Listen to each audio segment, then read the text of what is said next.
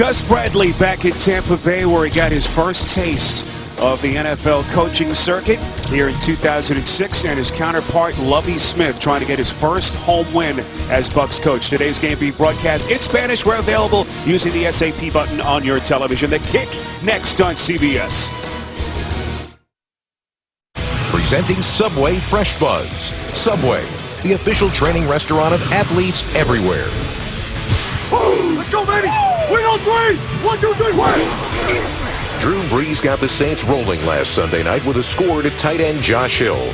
But in overtime, he made history, reaching the career 400 touchdown pass mark faster than any other quarterback with an 80-yard catch and run by C.J. Spiller, giving the Saints their first win of the year. Back in Tampa Bay, we say hello to the third member of our team down on the field, Chris Fisher. Thanks, Spiro. At the quarter pole mark of the season, Lovie Smith compares his team's situation to a 1-mile race in his favorite sport of track. And we follow behind. We have to pick up the pace and play with a sense of urgency, calling upon big-name players like Levante David and Mike Evans to pick up their game.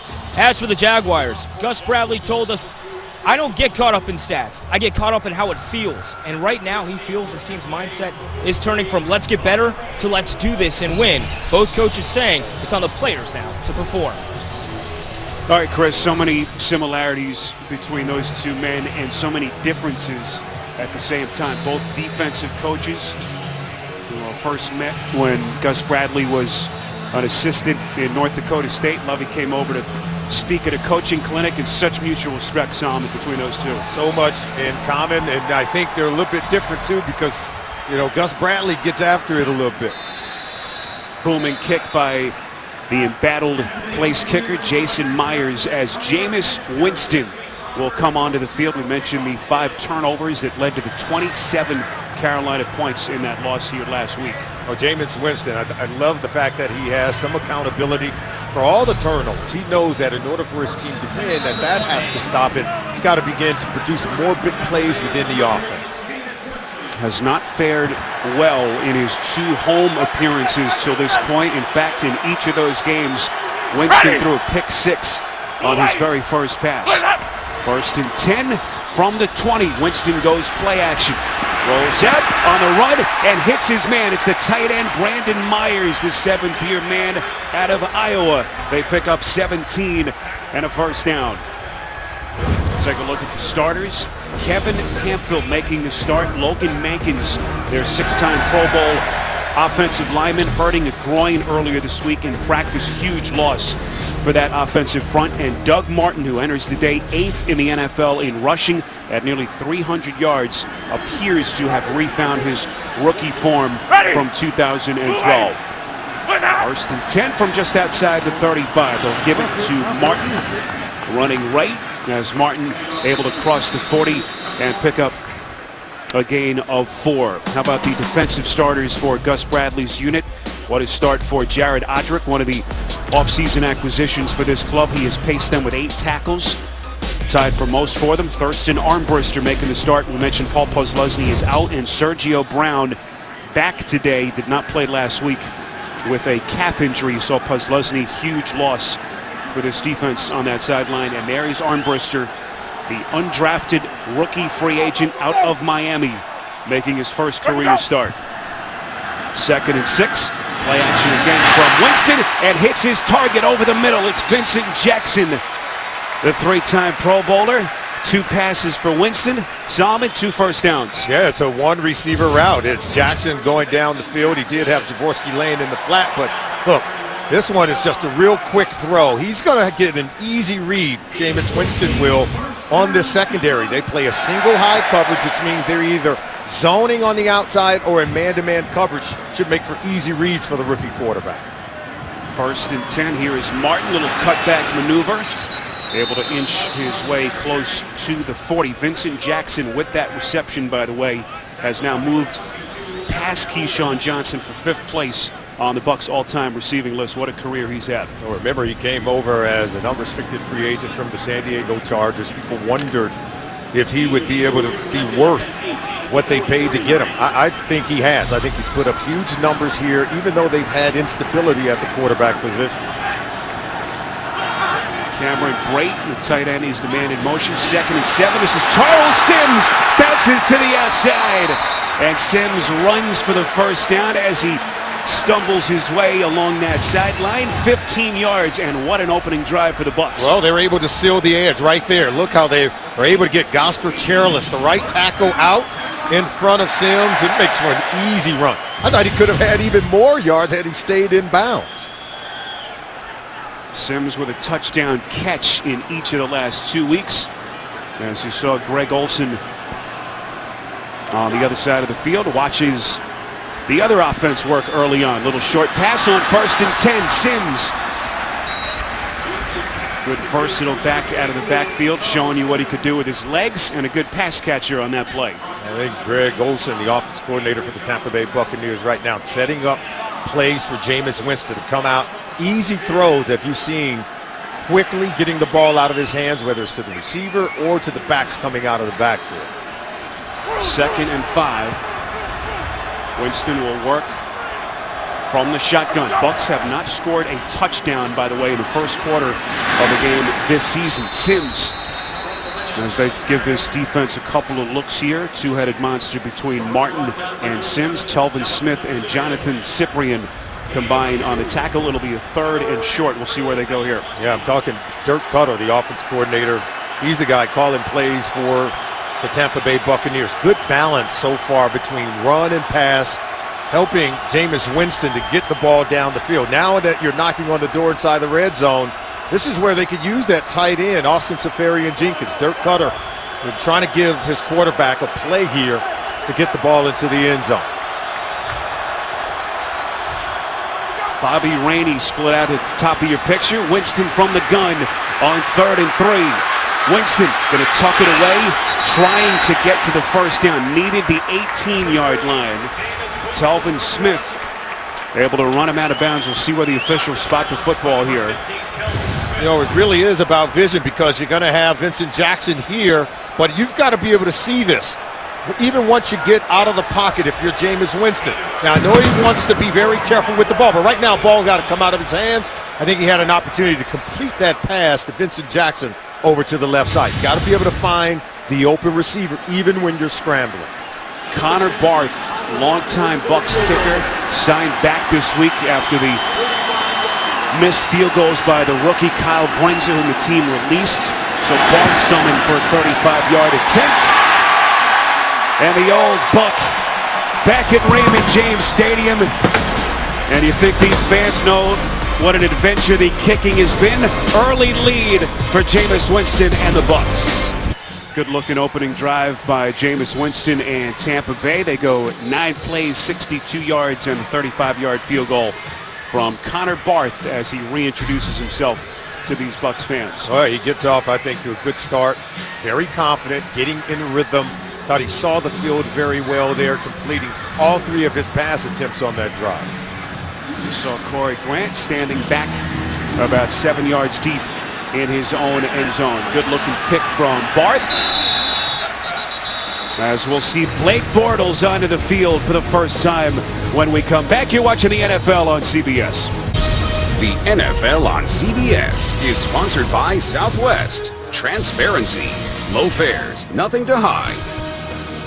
FanDuel, the leader in one-week fantasy football. And by the all-new 2015 Acura TLX. It's that kind of thrill. Raymond James Stadium, Tampa Bay, Florida. Blake Bortles, the 23-year-old second-year quarterback.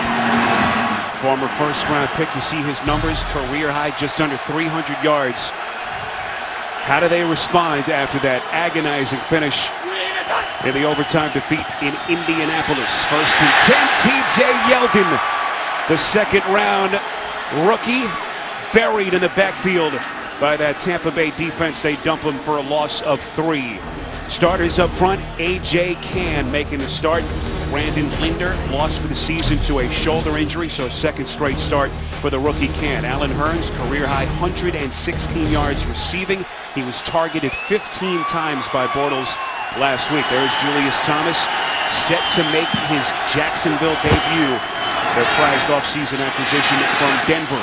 Yeldon Little cutback showing the shiftiness as he crosses the 25, picks up 9 of those yards back, and they'll be faced with a 3rd and short. Jacques Smith, 4 sacks through the first 4 weeks, tied for 2nd best in the NFL. What a start to his season.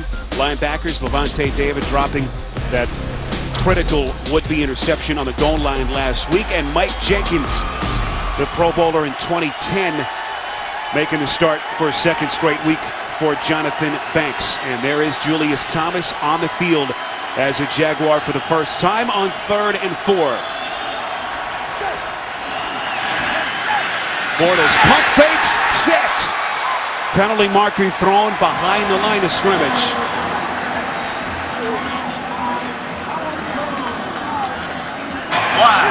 Illegal use of hands. Hands to the face, offense, number 60. That penalty is declined. 4th down. Howard Jones able to make the sack, a loss of 6. Oh, they're blitzing. That's what they're showing right there. They bluffed it, but they only bring 4. And as you can see right there, everyone's getting upfield. You can see the pocket collapsing. They're able to get to the quarterback. If you can get pressure with 4 men rushing the quarterback, you're going to have a good day on defense. Brian Anger on a good-looking punt, and this one's going to take a Jacksonville bounce as Bobby Rainey helplessly looks on. 63-yard punt from Anger. Winston onto the field next. Your weekend starts here with an NFC South battle when Atlanta takes on Drew Brees and the Saints. Thursday Night Football on CBS and NFL Network. The Saints trying to right their season. What a win they had on Sunday Night Football last week against the Cowboys, as Jameis Winston, if you've just joined us, leading his charge down the field. You see his numbers, the 4 interceptions and 1 lost fumble that led to those 27 points for the Panthers. Ready! Blue ready! Look up! 1st and 10. This is Martin going backwards. Telvin Smith having to step up in the absence of Paul Posluszny, and a good start for him.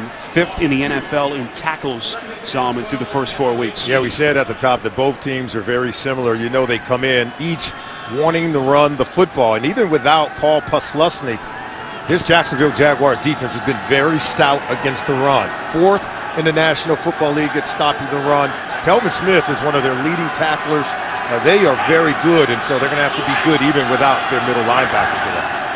Winston from the gun. This is 2nd and 12. Pocket starts to collapse. Little sidearm delivery. Nice maneuver by Martin. Catch and run.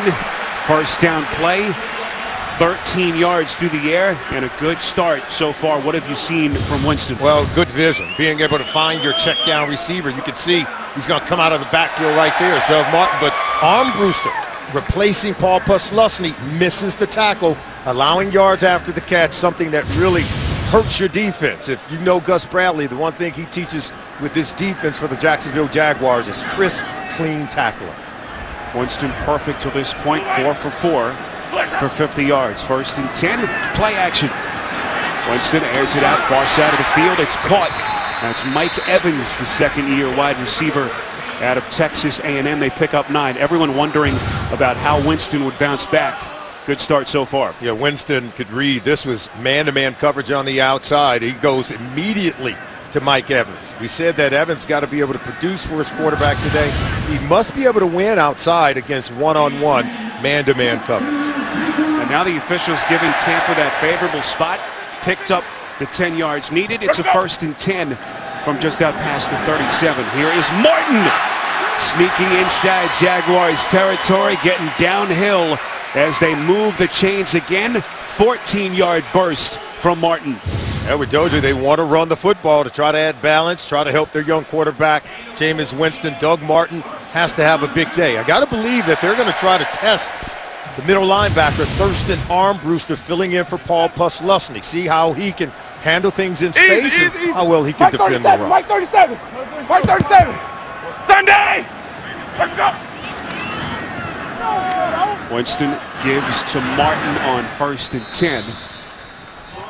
So the turnovers from Winston, how would he bounce back? And people forget he's 21 years of age. We spent time with him on Friday, and he talked about his experience, Solomon, as a baseball player, and that's helped him psychologically come back from a bad performance. Said in baseball, you go 1 for 3, it's a good day. Absolutely.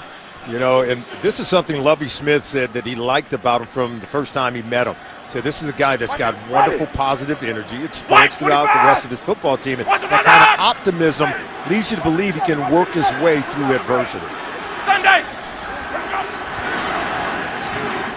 This is Martin, has been the featured back so far, as expected. And pick up a couple. As you see, the third down coming up, and that clock continues to run. Winston, 5 completions, by the way, to 5 different receivers. Well, you got to give credit to his offensive coordinator, Dirk Cutter, putting him, I think, in situations where he can really define, or I should say read the defense. It's easily defined in terms of where he wants to go with the football, and I think you've got to get the ball in the hand of your playmakers, and right now he's got a good feel for what the defense is doing. 3rd and 7. Winston trying to sling it over the middle, intended for Jackson, but it falls incomplete, so the drive stalls. Good coverage on the play by Dwayne Gratz, and Tampa Bay will punt. Watch the footwork of Jameis Winston. See, he doesn't set his foot, doesn't set his feet, and I think he throws his ball very inaccurately. Now, he had the receiver open coming over the middle, and he just misses him. He doesn't set his feet and doesn't deliver the ball with great accuracy. And that's something you've been talking about, the inconsistency with his footwork. And it rears its ugly head on that sequence.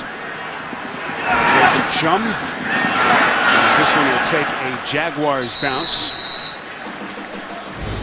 22-yard punt. And decent field position for Bortles next. The NFL on CBS is sponsored by Geico. 15 minutes could save you 15% or more on car insurance. And by AARP. Real possibilities.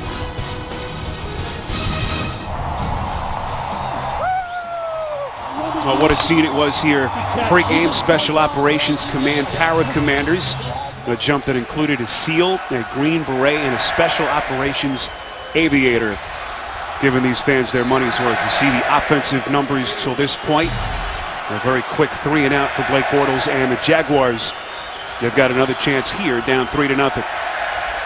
Bortles from the gun on 1st and 10. Zips a pass over the middle, and it's caught.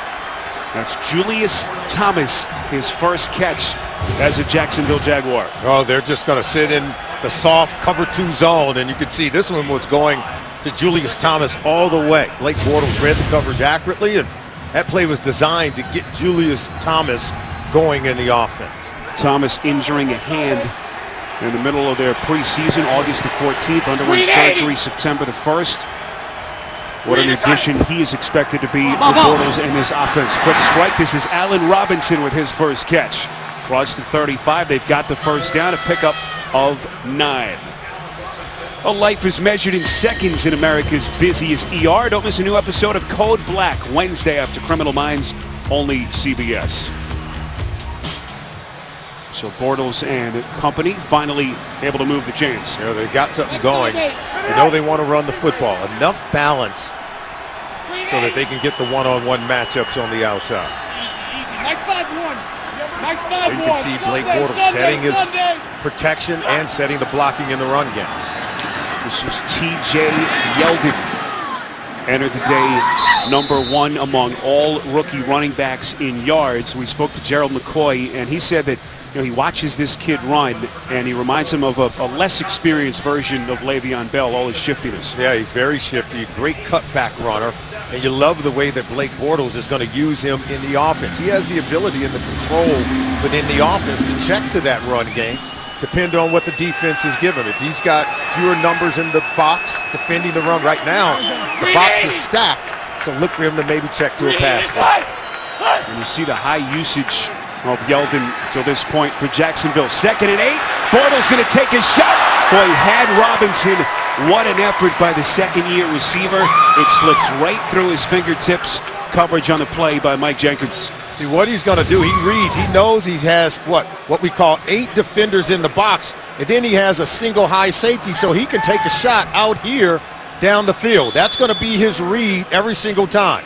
He knows he's got one-on-one on the outside. The receiver had a step on the defender, and they nearly had one over to Robinson. Robinson has been their home run hitter, 22 yards per catch, tops in the NFL.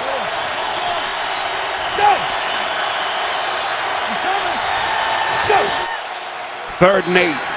Bortles has time over the middle, completes. It's Allen Hurns inside Tampa Bay territory, down to the 39 as they burn him for 24 yards. Oh, we told you at the top that we're seeing improvement with Blake Bortles, the second-year quarterback.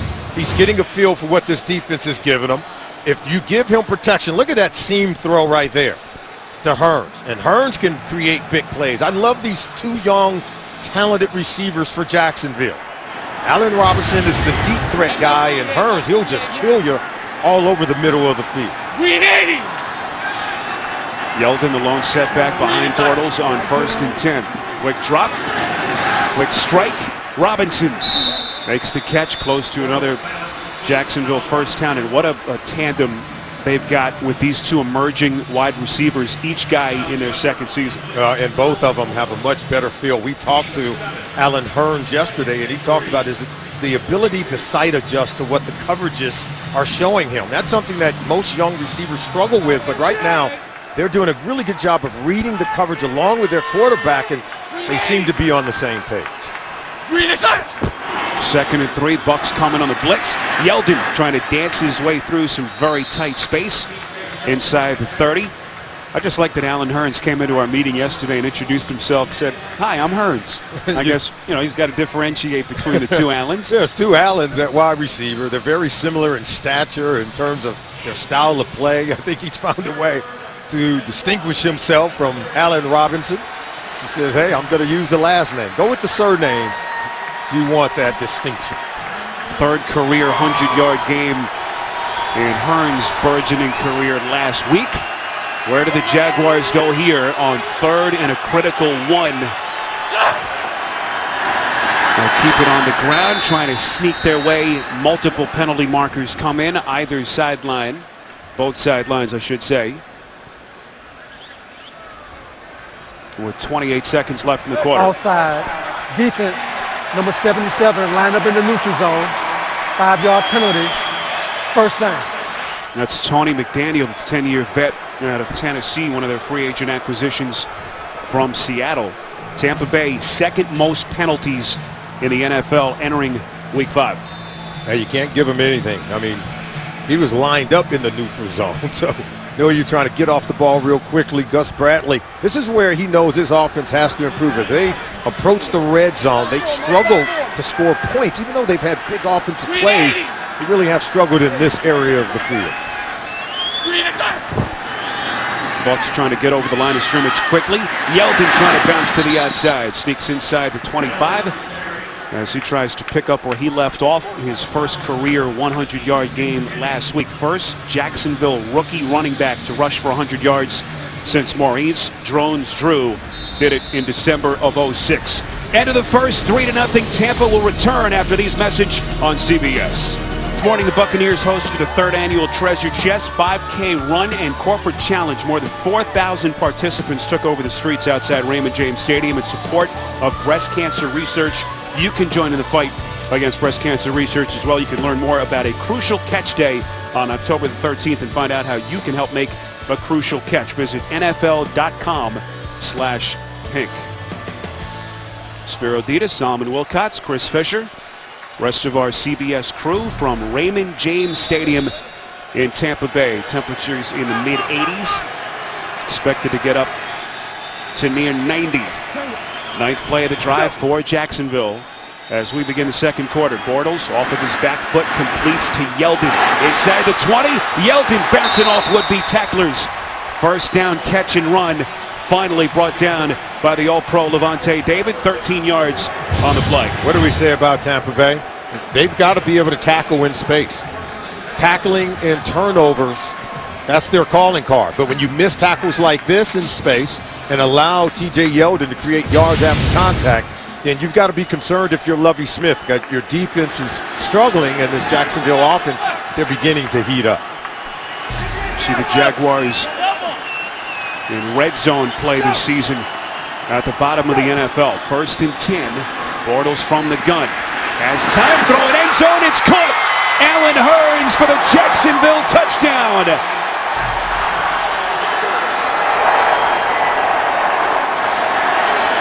Just a really good throw, really good read by the quarterback, Blake Bortles. He knows what he's doing.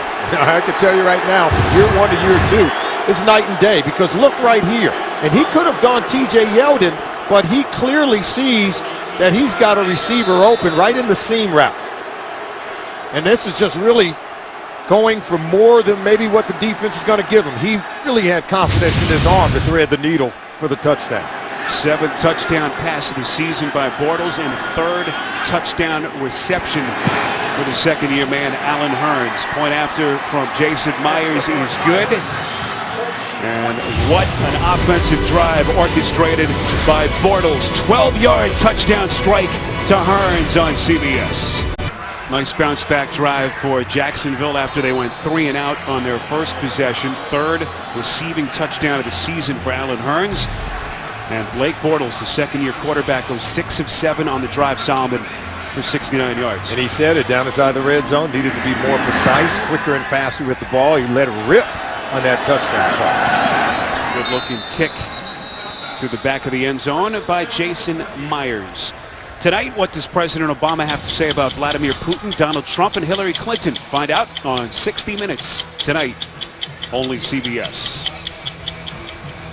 So here comes Jameis Winston. Until this point, just over a quarter into this game, Solomon, both of these young quarterbacks have looked pretty good. I think the real key for both quarterbacks, especially Jameis Winston, protecting the football, not forcing the ball into double coverage, taking what the defense is going to give him.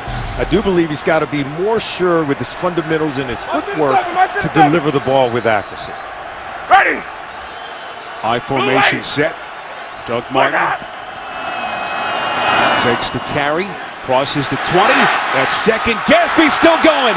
Martin spinning his way inside Jacksonville territory and finally dragged out of bounds by Telvin Smith. 39 yards from Martin. Well, if you're going to blitz the run, you better be sure, because here's your blitzer right there. And look, that's Jonathan Cyprien. He's got to be able to make this tackle. He's unblocked. He overruns it, then there's the cutback. That means you're -1 defender at the second level, and then they missed the tackle. In fact, that's Cyprien missing the tackle there at 37. And you just got to do a better job. If you're going to blitz the run, you've got to be able to entrap the running back in the backfield. And how about Doug Martin making a miss to rip off a big one? Jackson in motion on 1st and 10. Winston going to air it out deep down the far side. Had his man, and then it's incomplete. Excellent recovery as Evans the intended target. And now some discussion on the back end. Good coverage by House, the 5th-year corner out of New Mexico State. Yeah, House is able to recover, because I thought Mike Evans had a step on him. You know, if as a young quarterback, if you're Jameis Winston, you're better off overthrowing than underthrowing. If you overthrow him, then maybe Evans can run under that one. You underthrow it, it allows the defensive back to recover and make a play on the ball. Ready. Blue whitey. Line up. 2nd and 10. This is Martin. Martin, a lot of real estate inside the 25, close to the 20. Cyprien brings him down 20 yards on the run as we go to New York in an update. Cousins finds an opening. 12 plays, 67 yards. He's going to find Derek Carrier right in the middle of the end zone. The Redskins take a 7-0 lead on the Falcons in Atlanta, second quarter. Spiro, Solomon, and Chris. Redskins so up and down with their quarterback situation as Cousins tries to get them what would be an enormous win. 1st and 10. A lot of questions, Solomon, about Doug Martin heading into the season. Of course, that fabulous rookie campaign, a Pro Bowler, over 1,400 yards on the ground as a rookie in 2012. Healthy for the first time really since, and boy, has he looked good. He looked really good. You know, he can be a tough guy to tackle as well. Already off to a good start. And on this drive, he's got a run of 22 yards, one of 39 yards, helping Dirk Cutter's offense get going and doing a really good job, I think, of helping the young quarterback, Jameis Winston, to operate the offense. 2nd and 8. Play action. Winston sacked. Football comes loose. Still on the playing field, and it is recovered by Jacksonville. It's Telvin Smith. And those giveaway issues from Jameis Winston rearing their ugly head yet again. Wow, and you can see pressure's going to come in from the backside. Now his arm's going to get going forward. However, the ball goes Rule in the backwards. field is that we have a backwards pass That's right. recovered by the defense and advance.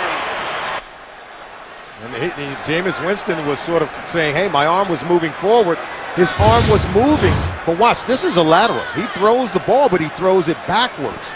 So it's another rookie mistake. Doesn't protect the football in that situation. You just got to eat it. He tries to get rid of it, but the ball ends up going behind him. Roy Miller brings him down, and you can see arm is moving forward. However, he throws the ball backwards, which constitutes a lateral. The ball is live. And that's a live football. Yeah, but Jacksonville recovers. Roy Miller applying the heavy pressure, the one-time Tampa Bay Buck. Back at Raymond James Stadium, and here's foul Boger. for illegal contact on the play. The contact occurred when the quarterback was outside of the pocket. The previous play is under review. That's something we're talking to defensive backs about every single week, right? Well, the last backwards pass under review, call on the field is a turnover, but was the knee of Winston down? Let's bring in Mike Carey. Mike, take us through. What are you seeing on this play? Well, I think the salient point is that the quarterback's shin, his left shin is down while he still has complete control. Let's talk a little bit about the pass situation. So normally it's a forward pass as soon as the forward motion comes with complete control.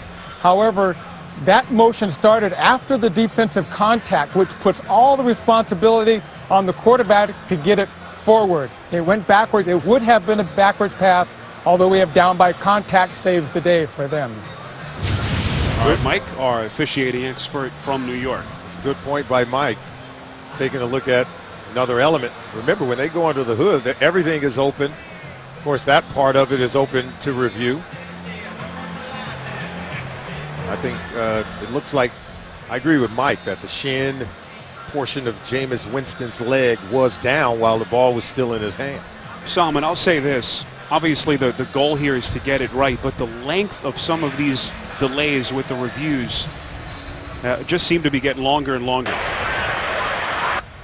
After reviewing the play, the quarterback was down by contact at the 28.5 yard line. It'll be 3rd down at that spot. All right, so the call from Jerome Boger, and a huge sigh of relief on that Tampa Bay sideline. If you're Jameis Winston, you've got to feel a little bit lucky, okay? Because you were trying to throw that ball away, you threw it back. It was a bad decision by the young quarterback, we said, coming in. That's what has gotten him into trouble at times, and nearly almost another turnover. So he's got to be able to gather himself here on 3rd and 18. You're in field goal position, and yeah, you want to advance the ball here. You want to pick up a 1st down or get a touchdown, but do not put the ball in harm's way, and you can't take another sack. So officially, it's a 10-yard loss on the sack by Roy Miller. So 3rd and 18 as Winston works from the gun, and another penalty marker whistles the play dead. Game will resume at some point, we promise. Snap infraction. Offense, number 68. 5-yard penalty, still 3rd down. That's Joe Hawley, their 60-year center, making his 3rd straight start with Evan Smith still on the shelf. Yeah, this offensive line's got a mixed bag for Lovie Smith. He said it's not ideal when you have a rookie quarterback playing behind so many moving parts on that offensive line. You can see it cost them on that play. Now they're facing 3rd and forever, 3rd and 23. At this point, just trying to get into field goal range. This is Sims cutting towards the left, close to the 25-yard line. And I don't think there's been enough talk, Solomon, here with all the focus on Jameis Winston about just how poor, let's face it, this offensive line has been for the Bucs. You know, they've struggled. There's no doubt about it. They have to do a much better job if this quarterback, if they're going to keep him upright and allow him to progress and evolve over the course of the season. But you've got Logan Mankins, who's out today. They've got other injuries up front on the offensive line, so they don't quite have the stability you're looking for. Here's Connor Barth, hit earlier from 35 yards out. On to attempt from 45, and this one has the distance, and it is perfect. Well, Connor Barth had to feel some sense of vindication this week. Got his number called. Perfect 2 for 2 in a one-point game. The NFL on CBS is sponsored by FanDuel, the leader in one-week fantasy football. FedEx, solutions that matter. And by Verizon. Watch live primetime games with NFL Mobile, only on Verizon. Connor Barth, 2 for 2, as he just hits from 45 yards out. And what a turning point early on in this game. The would-be turnover by Jameis Winston overturned, appeared to be the correct call, and they are able to cut the deficit to 1. And boy, they got a kicker who's responded. You know, you got to be able to take advantage of those opportunities. The veteran kicker, Connor Barth, returns to Tampa, and they able to give, I think, this offense some stability.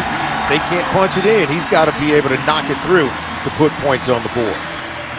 The rookie kicker whom they released this week had missed 7 kicks, 5 field goals, 2 extra points. Hard to win games in the NFL with those kinds of struggles.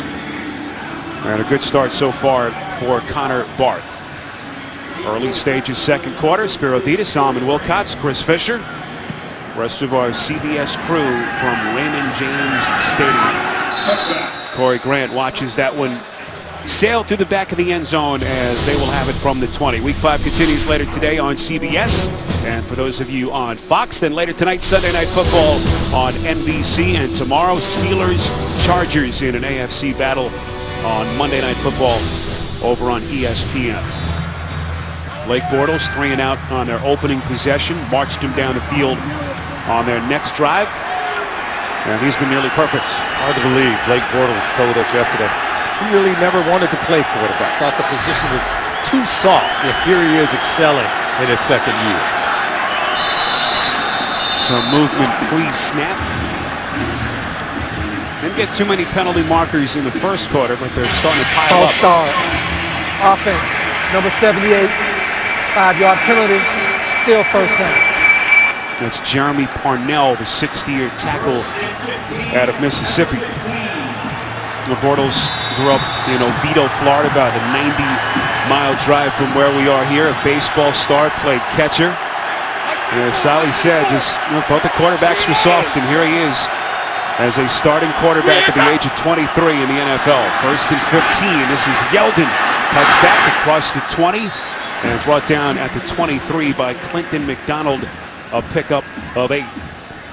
You know, Bortles, he's doing a really good job of getting the ball to T.J. Yeldon. He's reading the numbers in the box, and if he gets 6 or 7 defenders, he's going to check to the run game and put the ball in the belly of T.J. Yeldon. So, you know, Bortles really is controlling the entire offense. And I remember him saying, hey, I didn't want to wear number 12. I told the coaches I'm not sliding. He's a former linebacker, former running back. He plays quarterback position with a different mentality. Second and 7, Bortles rolling out, and his pass sails away from him. Incomplete. Pressure coming on the play from William Golston, who's starting to play well for this Bucs defense. Yeah, watch him get out of the pocket. Holds it to the last minute. He knows he's going to get hit. And that's what we're talking about. Here's a young quarterback. He's got great mobility at Blake Bortles, but he's tough. Here's a guy that, remember, they gave up 71 sacks 1 year ago. He took 55 of them, but he never came out of the game. He refused to tap out.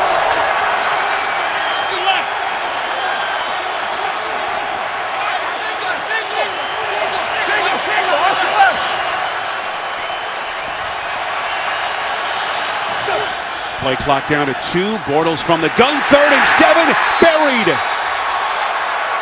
Howard Jones with his second sack. They do a really good job of just collapsing the pocket. Take a look. They're coming from every single angle, including right up the gut. They're able to just look, and you can see the stunt from Jones. He loops around. That's what gives this offensive line some trouble. Remember, they're missing their best offensive lineman and Brandon Linder, A.J. McCann up front, Steven Wisniewski, Zane Beatles. Really good interior offensive line, but still giving up the sack on board. Good looking punt. And fielded inside the 30. Good looking run back from Rainey. Rainey! Plenty of open grass in front of him and finally dragged out of bounds inside the 20 by Demetrius McCray. 58 yards on the return from Rainey. Now, this is exactly what Lovie Smith wanted and needed. And watch him, he'll take the ball and he'll just hit it. You can see a wall setting up right here. And that's where he's going to break it. It's just really good read and his ability to attack, get going downhill and find that soft spot. But you're talking about helping a young rookie quarterback like Jameis Winston. Big plays on special teams and on defense to put Winston on a short field. Bobby Rainey playing his part. Rainey, the diminutive fourth-year man, second full season as a Buck. And he has had some moments as a return man for this franchise. Short field for Winston and company, first and 10 from inside the 20. Here's Martin finding the edge. Crosses the 15, brought down right at the 12-yard line by Telvin Smith. And this offense has it rolling right now behind Winston. Yeah, and this is where they got to be able to convert the long return from Bobby Rainey.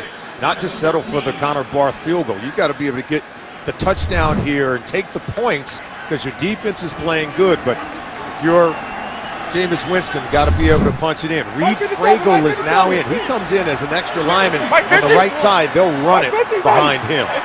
Fragel called up from their practice squad earlier this week.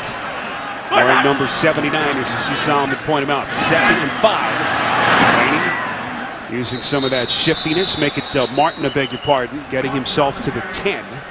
And that'll set up a critical third down here. This is where Winston has to make some good decisions. Yeah, and see Fragel, now Fragel's going to come out. Every time I've seen him come in the game, they've run the ball. They run it behind him. When he comes out, now they're going to throw it. Remember, Austin Seferian-Jenkins is out. He's a 6'5" tight end. Luke Stocker, 6'6". He's a tight end. He's not in the game. He's inactive, so they have to use Fragel as that extra blocker at the line of scrimmage. When he comes out, they get in this kind of formation, they tend to want to throw the football. Winston under center on 3rd and 3, but a short pass is caught. Martin inside the 5 and into the end zone.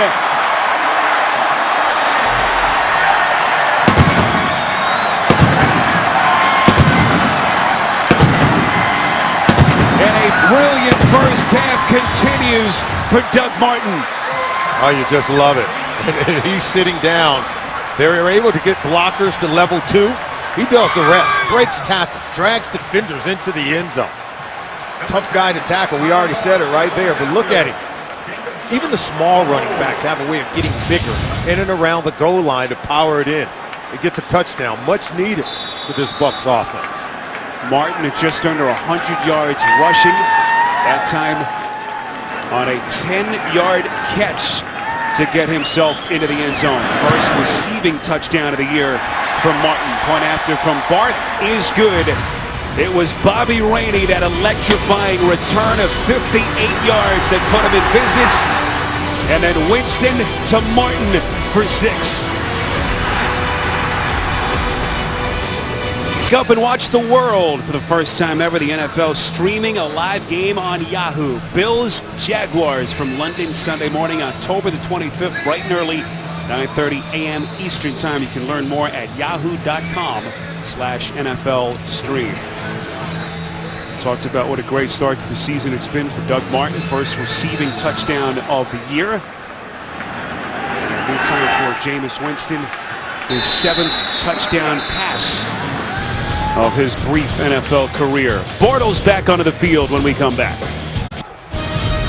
The NFL on CBS is sponsored by Voya Financial, changing the way you think of retirement. And by Bud Light. Make the right call. Drink responsibly. Pirate ship can mean only one thing. We are in Tampa Bay, Raymond James Stadium. A battle between the quarterbacks taken first in each of the last 2 drafts. There's Greg Olsen, who has been calling plays for nearly a decade in the NFL, replacing Jed Fish, who was released by Gus Bradley after their offense struggled mightily last season.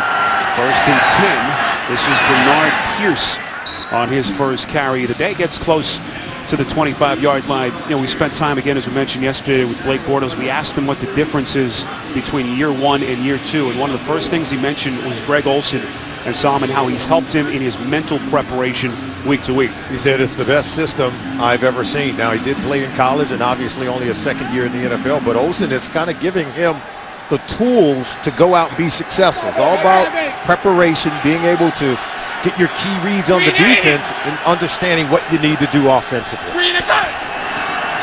2nd and 6. As that one taken again by Pierce. Minimal gain, and they'll be faced with a 3rd down. Olsen has kind of bounced around the NFL, 8+ years as a play caller. Actually spent some time here in Tampa Bay on the same staff as Gus Bradley in 2008. He's always worked with very young quarterbacks. Recently, Derek Carr in Oakland 1 year ago. So being able to put those tools in the toolbox for a young quarterback is essential in terms of their overall growth and development. What does Olsen dial up here on a critical 3rd and 4? A hard count to draw him off sides.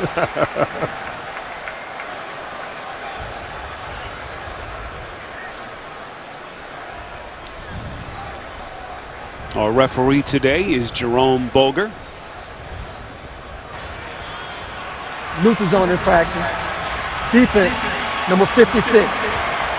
5-yard penalty results in a 1st down. That's Jacquez Smith. Another brutal penalty absorbed by this Bucs defense. And Vincent Jackson, you know, he's a veteran on this team, and we spoke with him about where this team is under Lovie Smith. He says, you know, we got to, you know, stop playing against ourselves. He said we have 2 opponents on Sunday, playing against the other team and trying to defeat ourselves with senseless penalties like what you just saw. Offset I formation featuring Toby Gerhart onto the field as the featured back for the first time. 1st and 10. That pass from Bortles is intercepted. Bradley McDougald on the pick. Great coverage, great footwork. You know Tampa's defense is playing well when they're doing this, creating turnovers for Lovie Smith. We're back at Raymond James Stadium, and Blake Bortles, I think he just makes the wrong decision of where to go with the ball. This is going to be Mercedes Lewis, but then watch the receiver here at the top. And that's going to be Allen Robinson coming over the middle of the field. Now let's go ahead and stop it right there. See, and if you're Bortles, he's wide open. You try to throw it out here, and then you throw it late, and then it's intercepted by Bradley McDougald. You've got to throw that ball to the open receiver. It's really about reading the defense and understanding where to go with the ball, something that Bortles has been very good at. He's only thrown 1 interception in his last 3 games, and that was a costly mistake there. Poor decision, poor read by Bortles. Only the 2nd career interception by Bradley McDougald. And what a desperate play that this defense needed to get the football back to Jameis Winston. He took good field position so far in this first half, once again starting inside Jacksonville territory. Keep it on the ground on 1st down. This is Sims, the 2nd-year runner out of West Virginia. Picks up 4 and a good run on 1st down. We talk about complementary football. The Buccaneers need to do that when you're playing with a rookie quarterback and Jameis Winston. What does that mean? It means you got to hit in all areas. The running game, already over 100 yards rushing in the first half for the Bucs. Special teams, we saw the big punt return by Bobby Rainey of 58 yards to set the offense on a very short field. And now the defense creating turnovers, doing their part to help Jameis Winston put points on the board. Now he's got to be able to capitalize with this opportunity. That's Dan Skuda, one of their starting outside linebackers, and I told you they're already down with Paul Posluszny out today nursing that high ankle sprain. He was out here in pregame warm-ups trying to test the ankle, but determined they were not going to let him play. And now Scooter, who they can ill afford to lose. Scooter coming over in free agency from San Francisco in the offseason. And has been a starter for them since day one back in the preseason.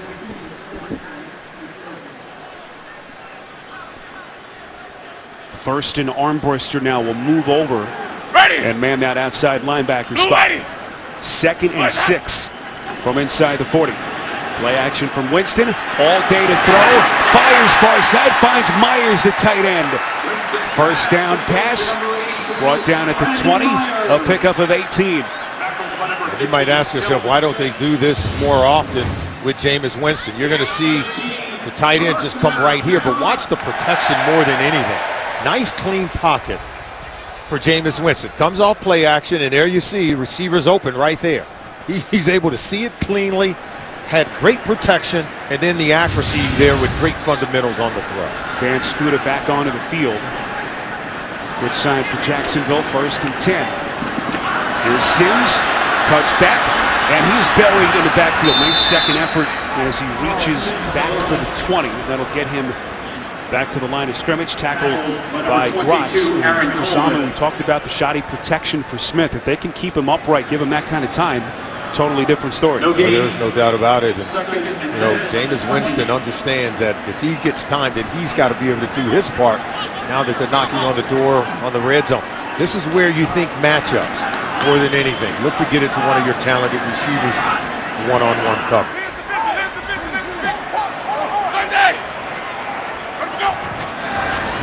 Winston from the gun, 2nd and 10, throws over the middle, it's caught.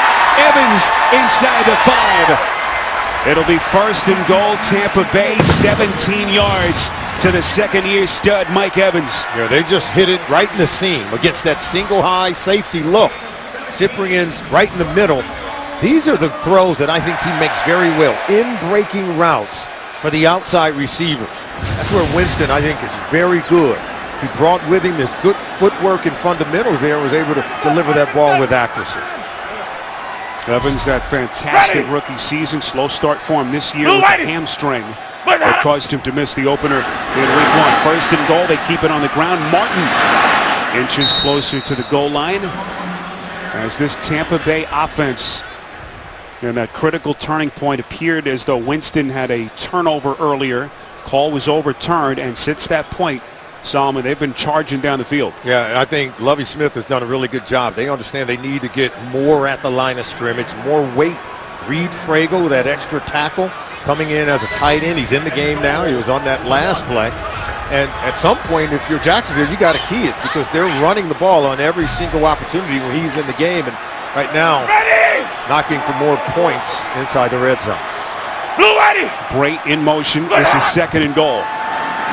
Handoff, taken. It's Martin into the end zone. He caught a touchdown earlier, and this time runs it in as they capitalize on the Bortles pick. Didn't I just say to Jacksonville, they're running right behind 79, Reed Fragel, right there. Look at him, driving it. And that's where that ball is going to hit, right inside the end zone. So really good game planning right now by Dirk Cutter, Lovie Smith. They understand they needed to get more weight up front on that offensive line. Fragel helping out. Fausto Chairless to create a seam for Doug Martin. So this Tampa Bay offensive line so maligned, and today playing without its best player, their Pro Bowler Logan Mankins out with a groin injury. What a performance they've had, creating space for Doug Martin. Barth with the point after. It was the interception by McDougald, and then Doug Martin banging it into the end zone for Tampa Bay. Asked Lovie Smith on Friday how they can help their rookie quarterback Jameis Winston. First thing he said was takeaways. Bradley McDougald, 2nd career interception, short field, and they are able to take advantage with the Martin run. In both cases where they put Jameis Winston on a short field, he was able to convert it into touchdowns. The long punt return by Bobby Rainey, and then the interception by McDougald put him on a short field. And right now the offense is rolling because they're playing complementary football, offense, defense, and special teams. 20-7 Tampa Bay. As they will play it, this is Corey Grant from about 5 yards deep in his own end zone. Crosses the 20 and tripped up at the 22. Well, on Tuesday, the Buccaneers rookies, cheerleaders, and Captain Fear visited the Metropolitan Ministries Fall Festival here in Tampa. Kids were treated to face painting, games, arts, and crafts. And Jameis Winston even led the group in a few dance moves, including Solomon's favorite, the whip and the nay-nay. Of course, we could see you do that every Friday night, right? After our team meals. I can see you do the nay-nay, Solomon. Versatile as you are. As Bortles, how does he react now after that interception? His 4th of the season on that last drive with a short pass caught by T.J. Yeldon. Good pickup for them on 1st down. They needed to get to the 32, as that should take us to the 2-minute warning. 2 young quarterbacks, 2 teams desperate to try to get a win. As we reach the 2-minute warning, you're watching the NFL on CBS. Well, the Buccaneers have had all kinds of issues in the first half of games. They have flipped the script so far this afternoon. A plus 13, up 20-7 with 2 minutes to play before halftime. Jacksonville, 11 straight road defeats. Tampa Bay, an 11-game home losing streak. 2nd and 2. Bortles going to run out of the pocket. Going on the run, completes over the middle. That's Brian Walters with only his 7th reception of the season, 19 yards and a 1st down. I think we said it at the top that they were going to have to get Blake Bortles on the move. That's when you can buy time, extend plays. In this situation, final 2 minutes, you're going to get a lot of zone coverage from the Tampa Bay Buccaneers defense. He's got to be able to find some seams. Bortles sacked again.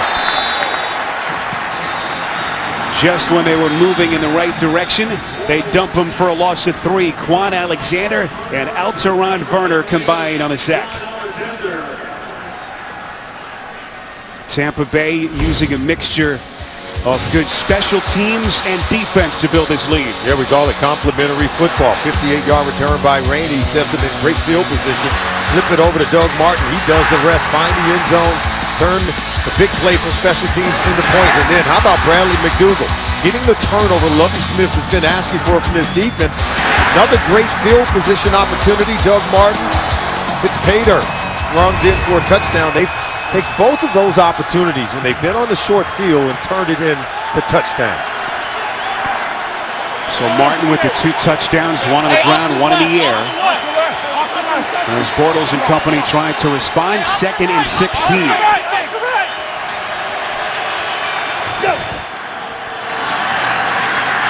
Bortles steps up in the pocket's going to tuck it away and run it.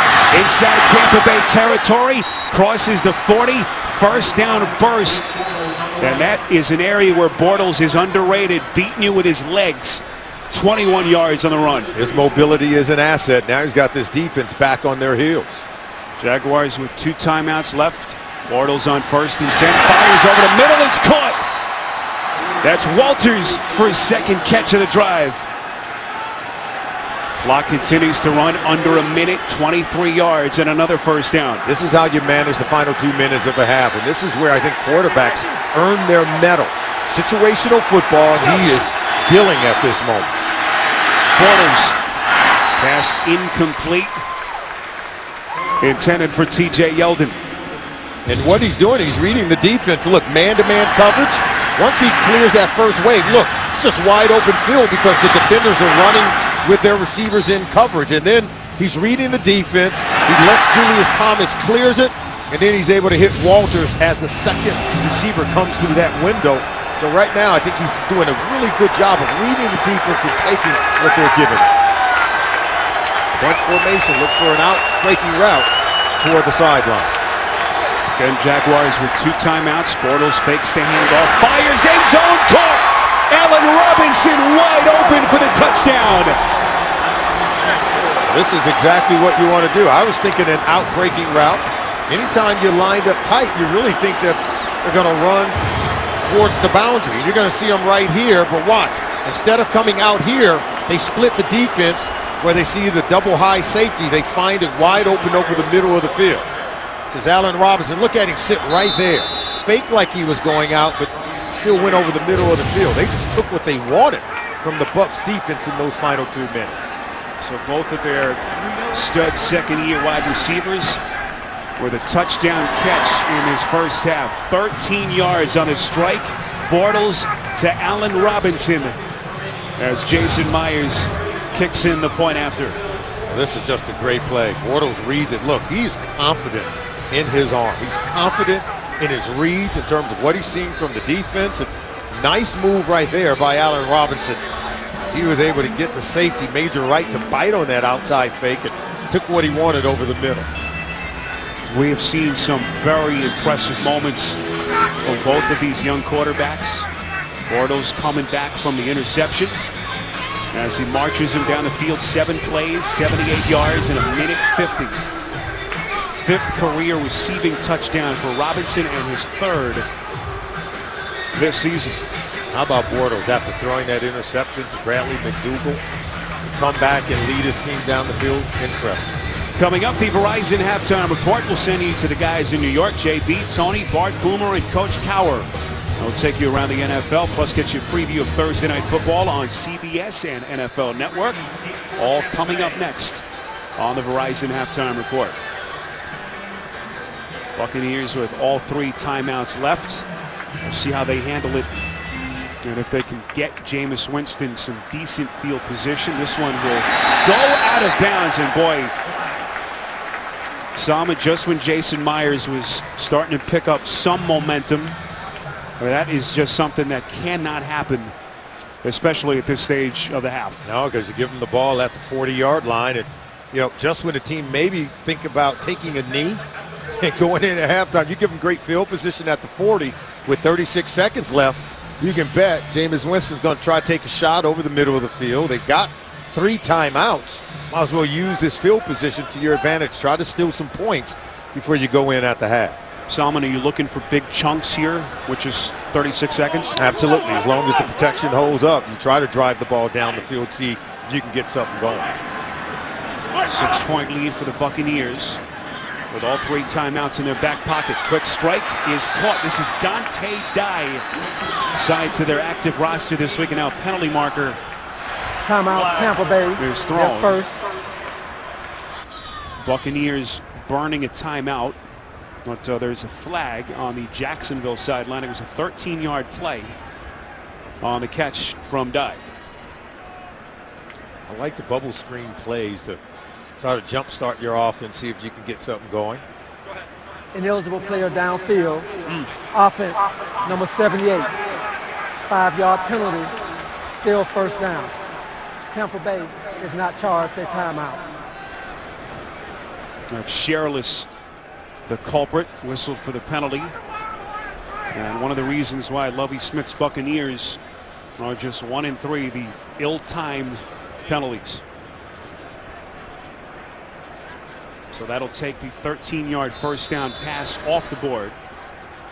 They'll line up just inside the 35 with 29 seconds left before halftime. Winston 8 of 10 for 104 yards and a touchdown. Draw play here.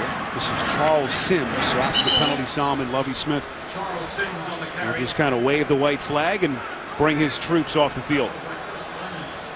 Yeah, I think you're going to take all those timeouts in with you.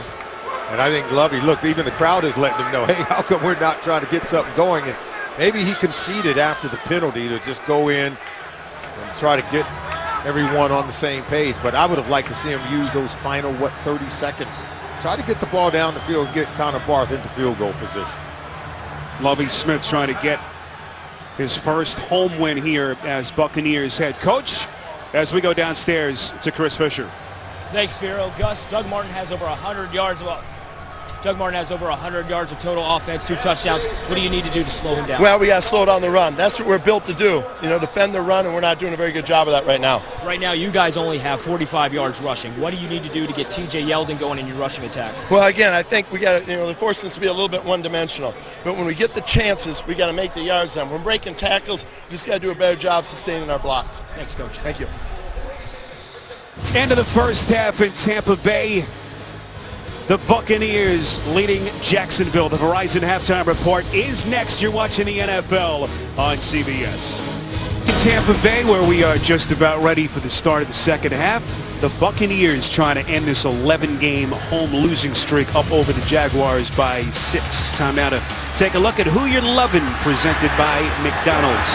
The Bradley McDougald pick, defense to offense, as their offensive unit marches down the field and they take a 6-point lead. Spiro Ditas, Solomon Wilcots. How you doing, Solomon? I'm doing good. Someone celebrated a birthday this week, right, brother? You thought we forgot, didn't you? Yeah, still getting younger. You know, I was going to give you a Smarter kiss every day. on TV. I didn't want to embarrass you in front of the home folks, so we got you a cake. Wow. Look at this. Look at that. Isn't that something? Happy birthday to me. Happy birthday.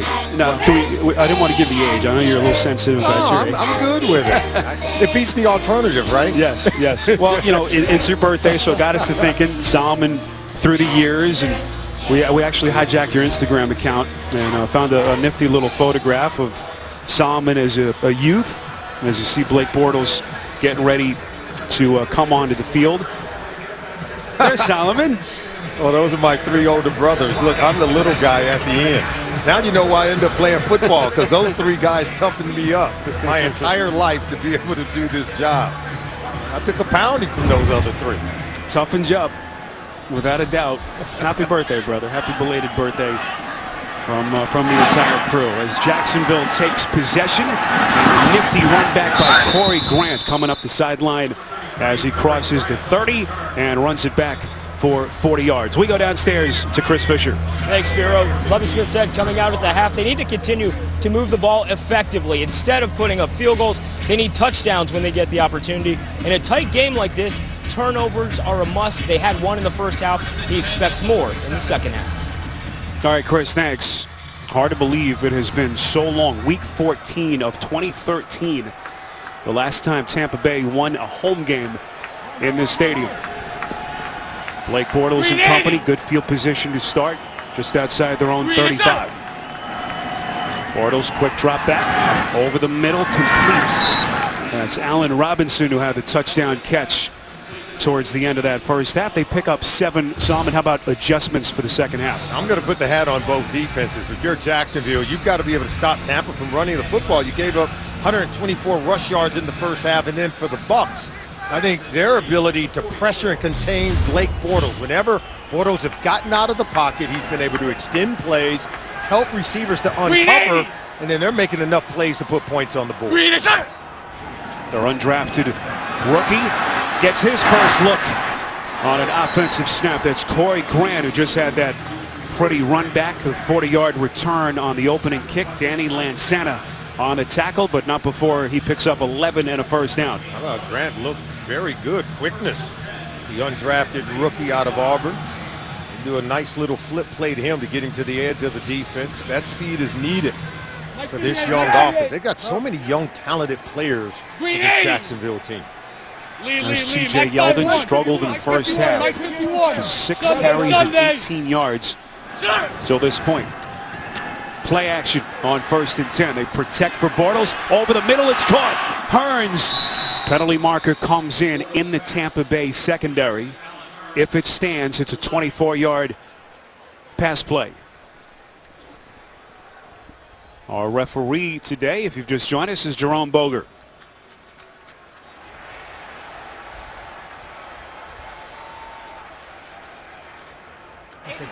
There are 2 fouls on the play, 1 against each team. Illegal formation, offense, number 85, the tight end was covered up. Pass interference, defense, number 24. Those fouls are all set, replay, first down. Nick Jacobs and then Mike Jenkins called for the penalty, so they offset. And the bad news for Jacksonville, the down replayed, and that one coming back. Well, it's a good-looking play. You're going to lift the coverage here, and then you'll see this is Hearns coming across the formation. Now you're going to see Robinson at the top, and that's Jenkins working against him. See right there, that's where the hold takes place.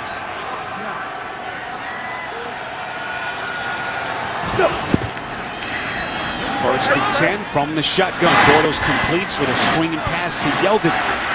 And the rookie making guys miss. 36th overall selection in the draft. Early second round, tackled by Clinton McDonald. As we take a look at the first half possessions for Jacksonville. Yeah, Jacksonville struggled, I think, early on. Did have a touchdown on that second possession, but you can see the punts, then the interceptions. But I like the fact that Bortles and Gus Bradley's young football team, whenever they deal with some adversity, they bounce back quickly, able to get themselves back into the game. Yeldon on 2nd and 7. Yeldon finds daylight. First down run and more. Forced out of bounds by Mike Jenkins. 10-yard burst. And the best looking run that we've seen from Yeldon till this point. You know, Yeldon does a really good job of just reading what we call the second level of the defense. And see, watch, that's going to be Levante David. But look, he sees him as he's coming downhill. He's able to bounce it around and still turn it into a positive gain. Levante David was unblocked on the play, but Yeldon, good vision, good field awareness, still able to elude the unblocked defender. Yeldon gets a blow. Toby Gerhardt gets a rare opportunity. Fights his way close to the 30. As we'll get an update now. We'll go downstairs, check in with Chris Fisher. Chris? Thanks, Spiro. Chris Conti, the safety for the Buccaneers, has walked toward the locker room. He has left the game with an ankle injury. He is considered out. Huge loss for Tampa Bay. Conti brought over from Chicago, where he began his career there under Lovie Smith. And a huge loss for this defense. Green 80. DJ Swearinger now in. Chris Conti, he drops in the box. Play action from Bortles on 2nd and 8. That pass deflected. And a dangerous sequence for Jacksonville. It was Quan Alexander who got his hand on the football. Well, he saves him because Bortles has his tight end, Julius Thomas, going up against DJ Swearinger, number 36, look right there. I think he would have hit it had Quan Alexander not got his hand on that ball. Alexander's an impressive looking middle linebacker on this defense. 4th round pick out of LSU. Very heady player in the middle of the defense. Hey, Oscar left! Oscar left! Third and 8, they need a play. How about going to Julius Thomas here? Thomas making his Jacksonville debut. 3rd and 8. Bortles buying himself an extra second. Fires, completes. And there he is. It's Thomas. Multiple penalty markers thrown. It's a first down play if it stands. They were all thrown in the secondary. I saw a lot of collisions beyond that 5-yard boundary where you're able to collide with them. Before the pass was thrown, illegal hands to the face. Defense, number 28, that penalty is declined. The result of the play is a first down. It's on Tim Jennings. Salmon, you looked into your crystal ball and you called the right number, Thomas. Yeah, Julius Thomas. He's got to be the guy, I think, for Blake Bortles. It's his first game back after being out with that hand injury. You'll see him right here. He'll come down the field. But watch how he reads the zone, the timings. You can see, notice he can read the zones, having played with Peyton Manning. He's playing with a high football IQ, able to help his young quarterback, Blake Bortles. Pro Bowler was Thomas each of the last 2 years as a member of the Broncos. This is Yeldon. Dances inside the 15. And, you know, we spoke to Gus Bradley about incorporating Julius Thomas, who they didn't think they'd have today, and the challenges that that presents to their coordinator, Greg Olson. No, but, you know, Julius Thomas is a pro. I think he shows it. He's a former basketball player. You know, you got to be able, once you're in team meetings and you're in there with the offensive coordinator, Greg Olson, you've got to be able to step on the field, maybe without a whole lot of practice, and still be able to deliver something. They expected him to play maybe 30 snaps on the offensive side today. What an addition he is to this offense. 2nd and 8, play action. Bortles fakes the pass left, rolls out, and is going to throw it out of bounds. As they'll be faced with a 3rd and 8 here. Early stages of the 3rd quarter. So Bortles, the second-year quarterback, bouncing back from that first half interception. Where does he go here on 3rd and 8? Yeah, he's thinking, and he wanted it there. That's why they went play action. They've been running the ball so well on this drive. And now, play action, I think, is over. You've got to be able to help one of your receivers shake loose one-on-one. This may be one of those plays where if you're Blake Bortles, look to extend it a little bit and help the coverage break down, and one of your receivers can get over. 2 tight ends, Lewis and Thomas on 3rd and 8. Bortles throwing end zone, too high and incomplete. The intended receiver was Mercedes Lewis, their longtime tight end.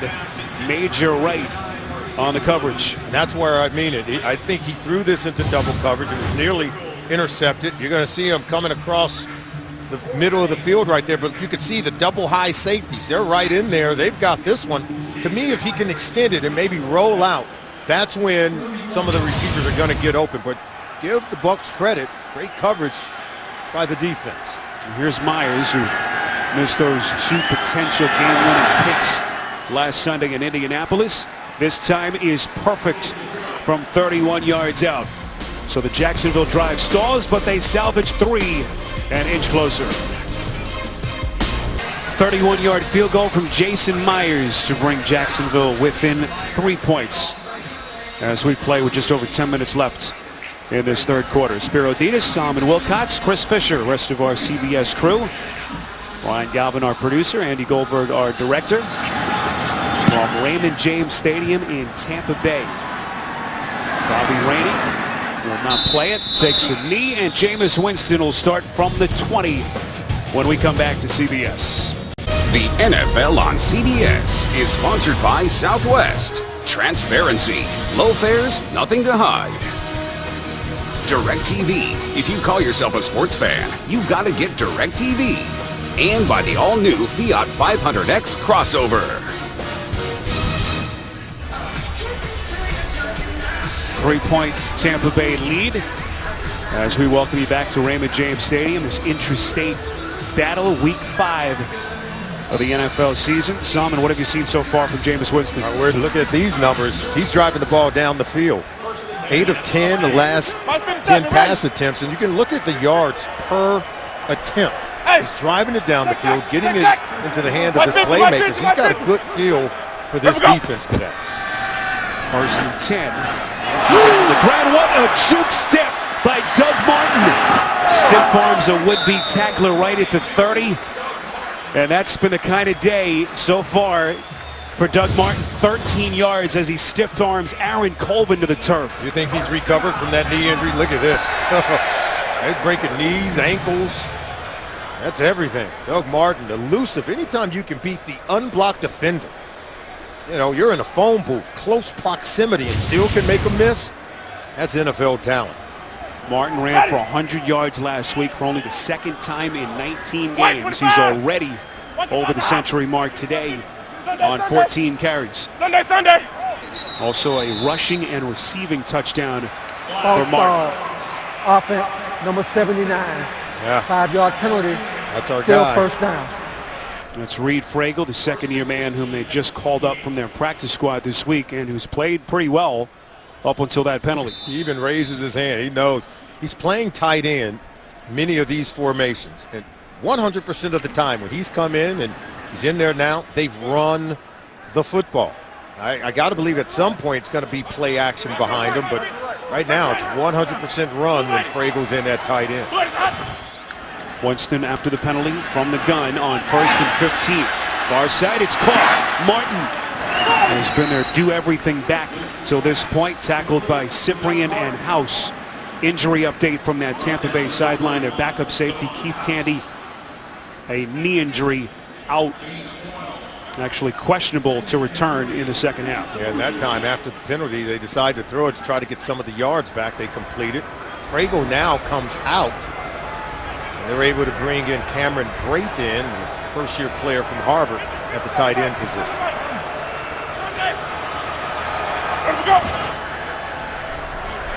Winston on 2nd and 3. That pass is caught.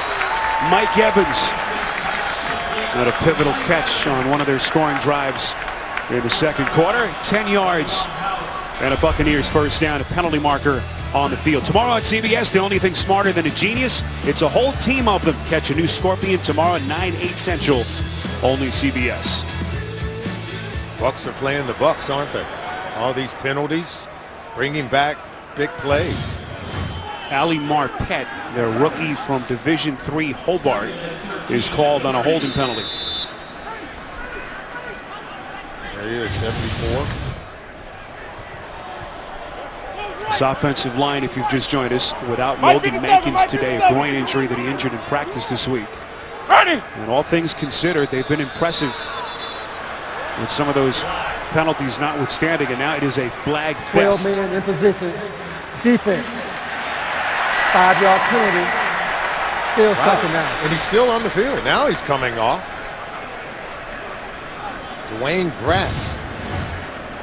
Oh, let's say 1, 2, 3, 4. Look at that. They've got a lot of guys out here. You can play good defense when you got 12 guys on the field. Of course, it's not allowed. And they were fined or penalized, I should say, for the same infraction 1 week ago. 2nd and 8. Martin is blown up in the backfield, and that's the kind of push Jacksonville was looking for on that play. One of the few times that Martin has been turned back as Avery Jones got him. Oh, we said they needed to get better. Look at that. Getting penetration.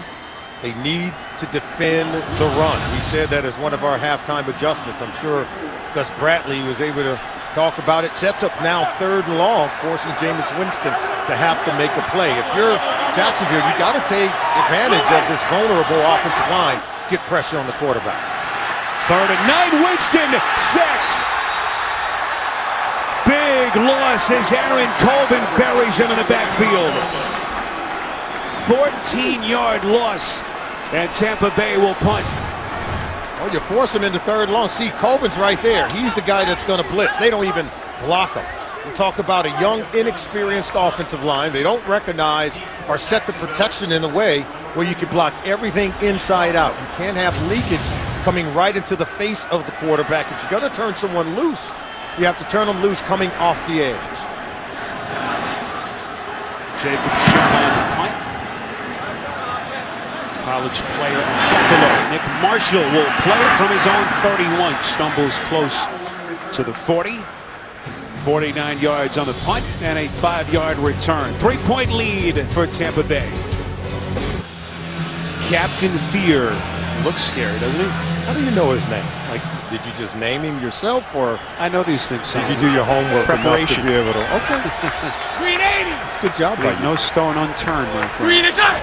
3-point Jacksonville deficit. Blake Bortles back onto the field. 1st and 10. Good looking strike. Finds Allen Robinson right at the 50. They pick up a dozen and a 1st down. And no flag on the play. How about that?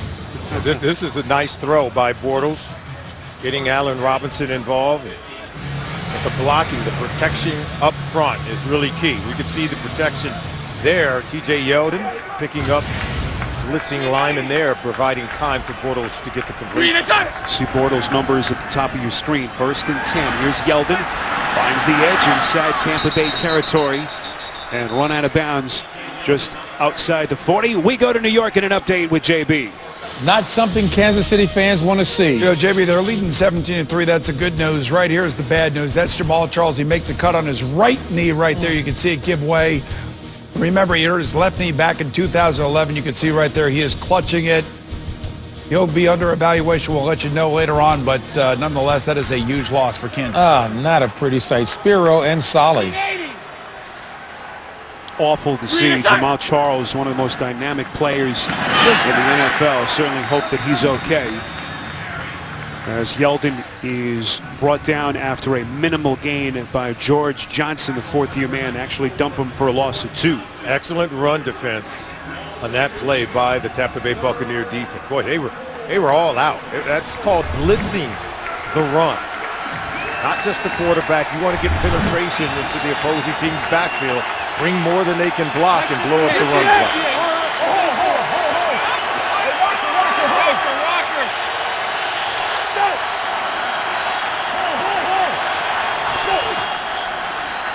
Third and 4. Bortles completes. 1st down. It's Allen Hurns. Penalty marker thrown. 12 yards on the catch. Rough day for Tim Jennings. Jennings making a 2nd straight start for the injured Jonathan Banks. Pass interference. Defense, number 28. Spot the foul. Automatic. 1st down. That's Tim Jennings, Solomon, on the other side. Working against Hurns. See right there, you're beyond 5 yards. Right there at the top of the route. Got to take your hands off the receiver, cover with your feet, get into position to make a play on the ball. And how about Hearns being grabbed there and still making a play on the football? Jennings, a two-time Pro Bowler in Chicago. One of those coming under Lovie Smith. 1st and 10. Bortles finds his man Robinson inside the 15, close to the 10. And now this Jaguars offense in business, 21 yards and a first down. And Bortles understands quickly where he wants to go with the ball right there. You can see he just wants to go. And look, see the linebackers not getting at their proper depth. That's not necessarily the deep level 3 defender. It's that second level linebacker that Bortles is taking advantage of it when Lansana gets out of position. See what they have done in red zone offense towards the bottom of the league standings entering week 5.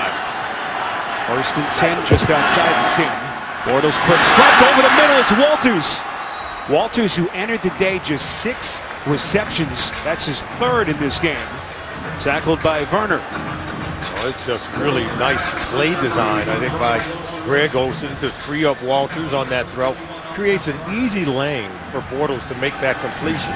So they've come in today's game understanding that they've got to be very good inside the red zone. So far, Blake Bortles 3 for 3 on this drive.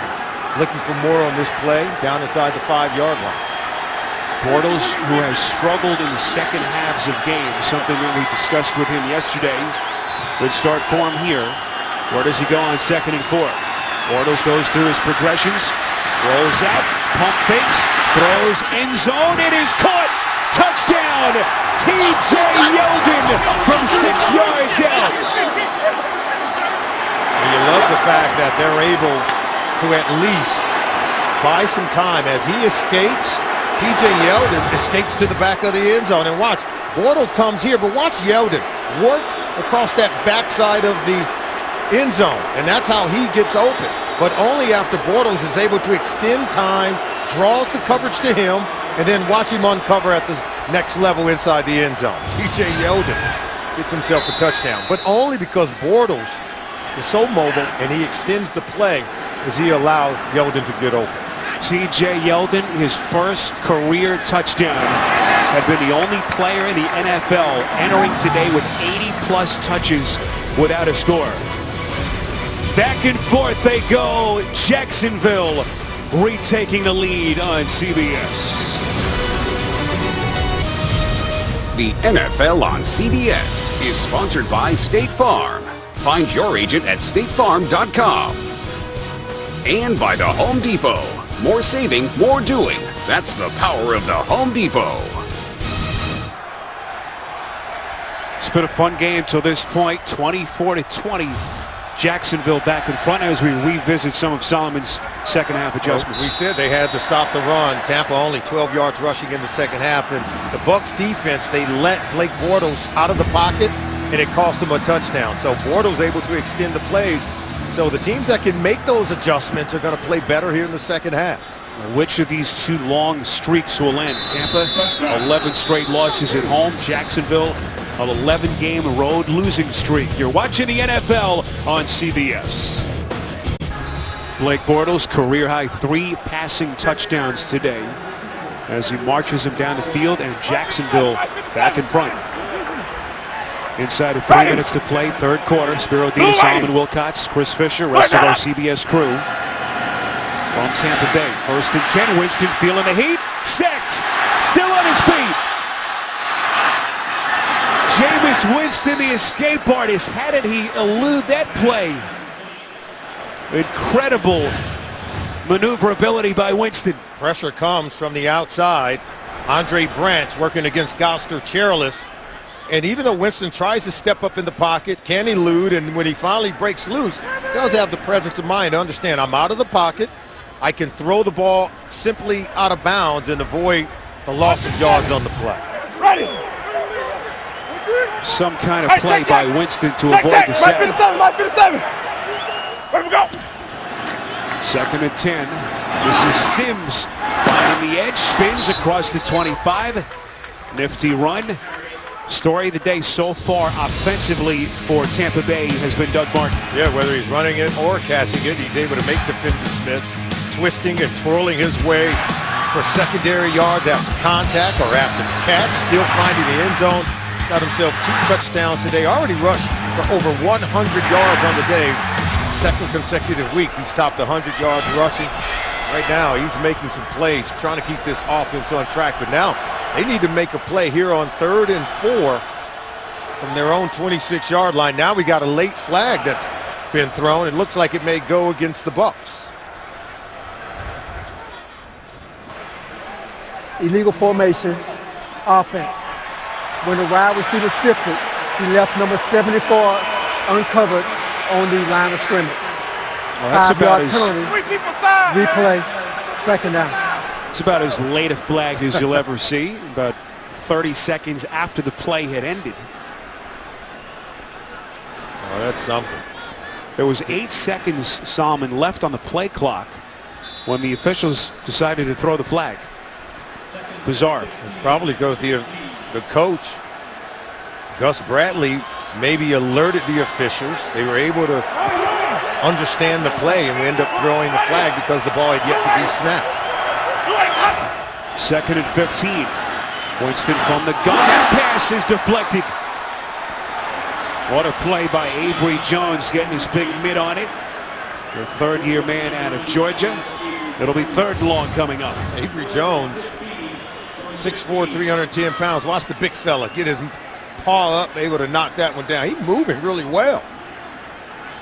There's a couple of times Winston has been able to avoid that disastrous turnover, but boy, was he lucky.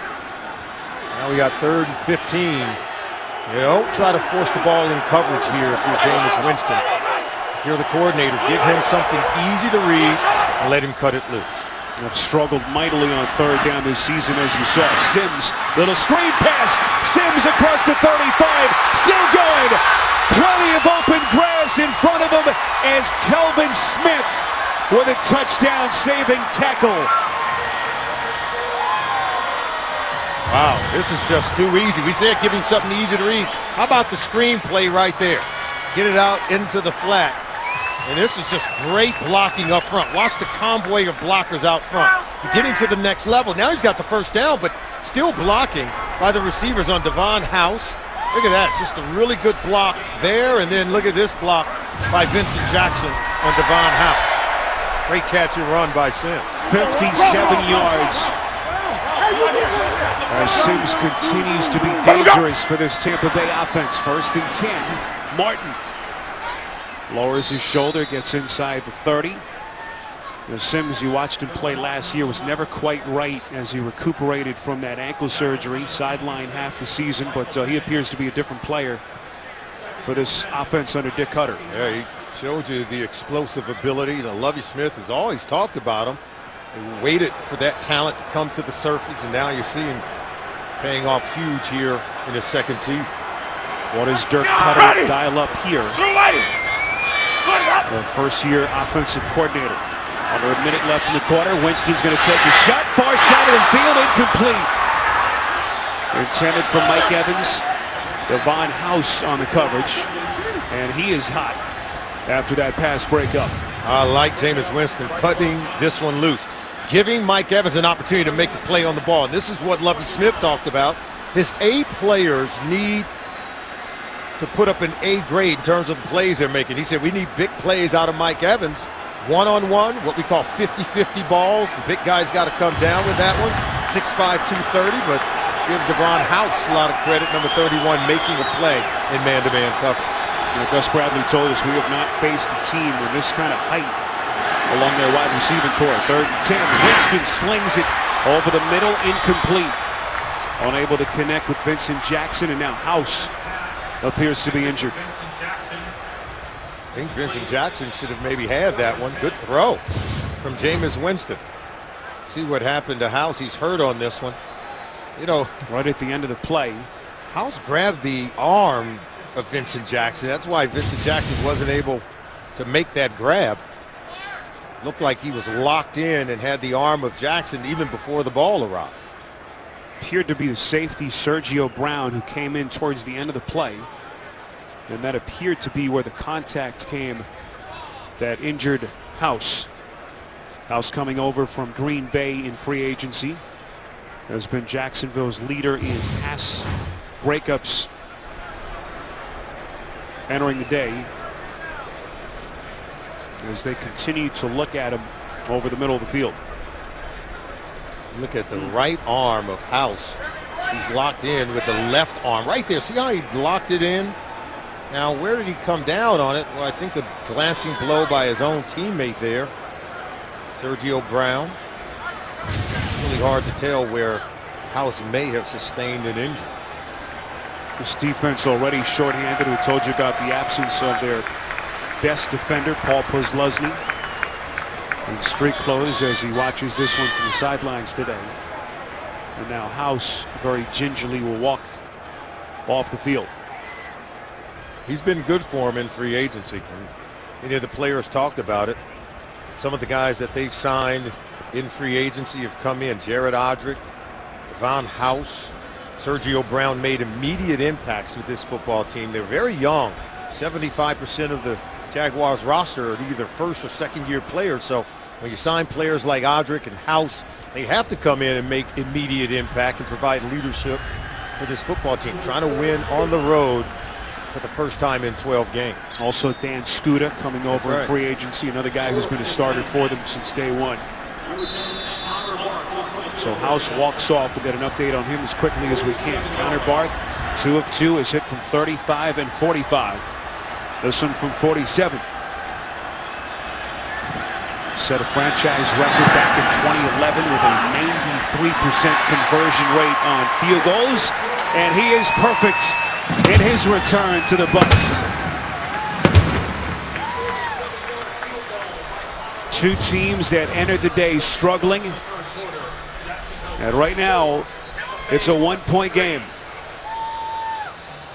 Can't be afraid to admit you made a mistake, right? You cut Connor Barth, and you know, after things materialize in the first 4 weeks, you ask him to come back because you think he could do this. Lovie Smith talked about it. He said accuracy is more important than length. Okay, and so that one, Barth is able to knock it through, pulling them to within 1 of Jacksonville. Big time kick.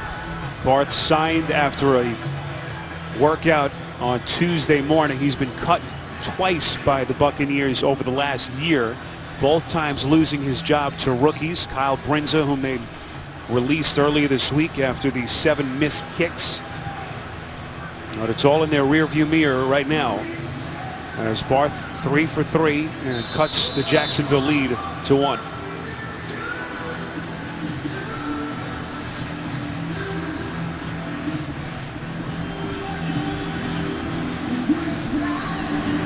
Barth lines it up and boots it away.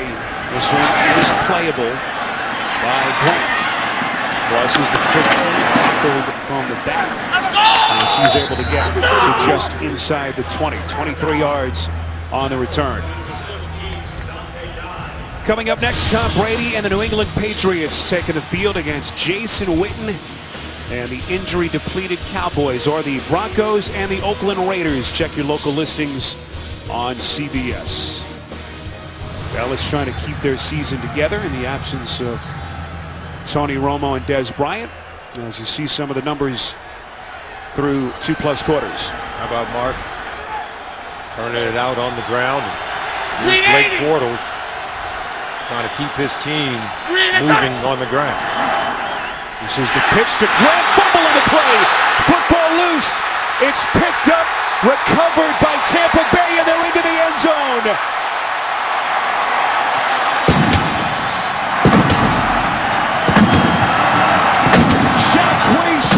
On the recovery. Monstrous play by Lovie Smith's defense.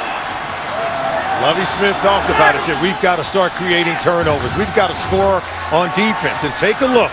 Penetration. He comes in unblocked. George Johnson, 94, just barrels right into the rookie running back. That's Corey Grant. He loses the ball, and they're able to scoop and score. Jacques Smith, 56. Look at that. Falls on it, still gets up and lunges in for the touchdown. There was a meeting in that backfield. So many Buccaneer defensive players able to get to that ball. They sensed they could pick it up and score, and boy, did that. Greg Olsen giving his rookie a chance. Corey Grant, who's had a couple of nice returns in this game. Maybe a long time before Olsen gives him another look. Well, there's more than one breakdown. Yeah, he's got to catch that ball and be able to possess it. But you can't turn George Johnson loose right in the face of the rookie. And I think that distracted him and caused the fumble. They're going for 2. Winston throwing end zone, and they convert. Vincent Jackson. Lead extends to 7.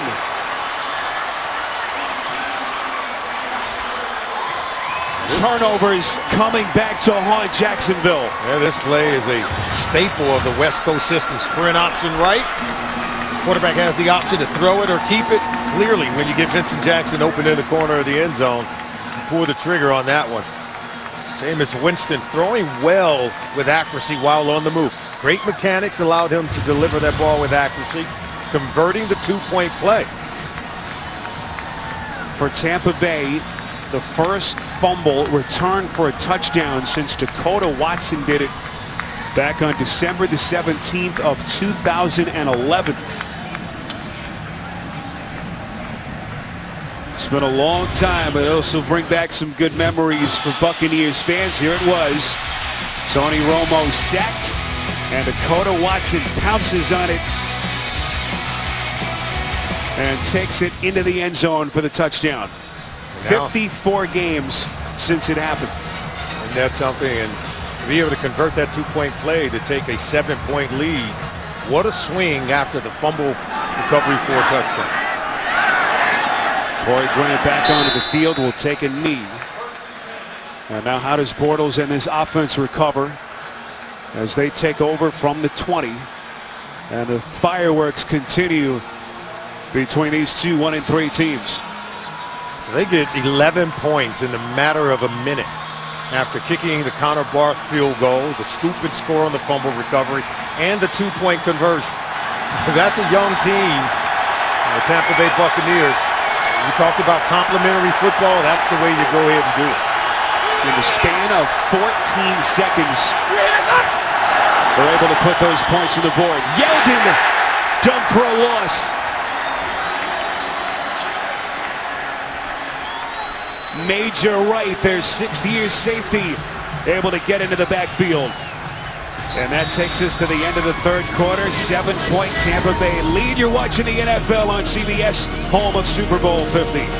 Tampa Bay with 11 points over the final 29 seconds of the third quarter, taking advantage of the 2 turnovers committed by Jacksonville. Yeah, they've gotten 15 points off 2 Jacksonville turnovers. You can see Tampa's been really good at protecting the ball. Jameis Winston hadn't turned it over. The defense has been very opportunistic, and special teams has been good today for Tampa as well. First play of the fourth, short screen pass to Yeldon, trying to fight his way close to the 20. And that's, a flip of the script for Tampa Bay. The 5 turnovers last week here against Carolina that led 27 points for the Panthers. But it's been a different story till this point. But one of the staple to Lovie Smith's teams, wherever he's been, when he was a coordinator with the St. Louis Rams, even in his previous stop here in Tampa, they've always been good tackling, fundamentally sound defense who can create turnovers to help jumpstart the offense.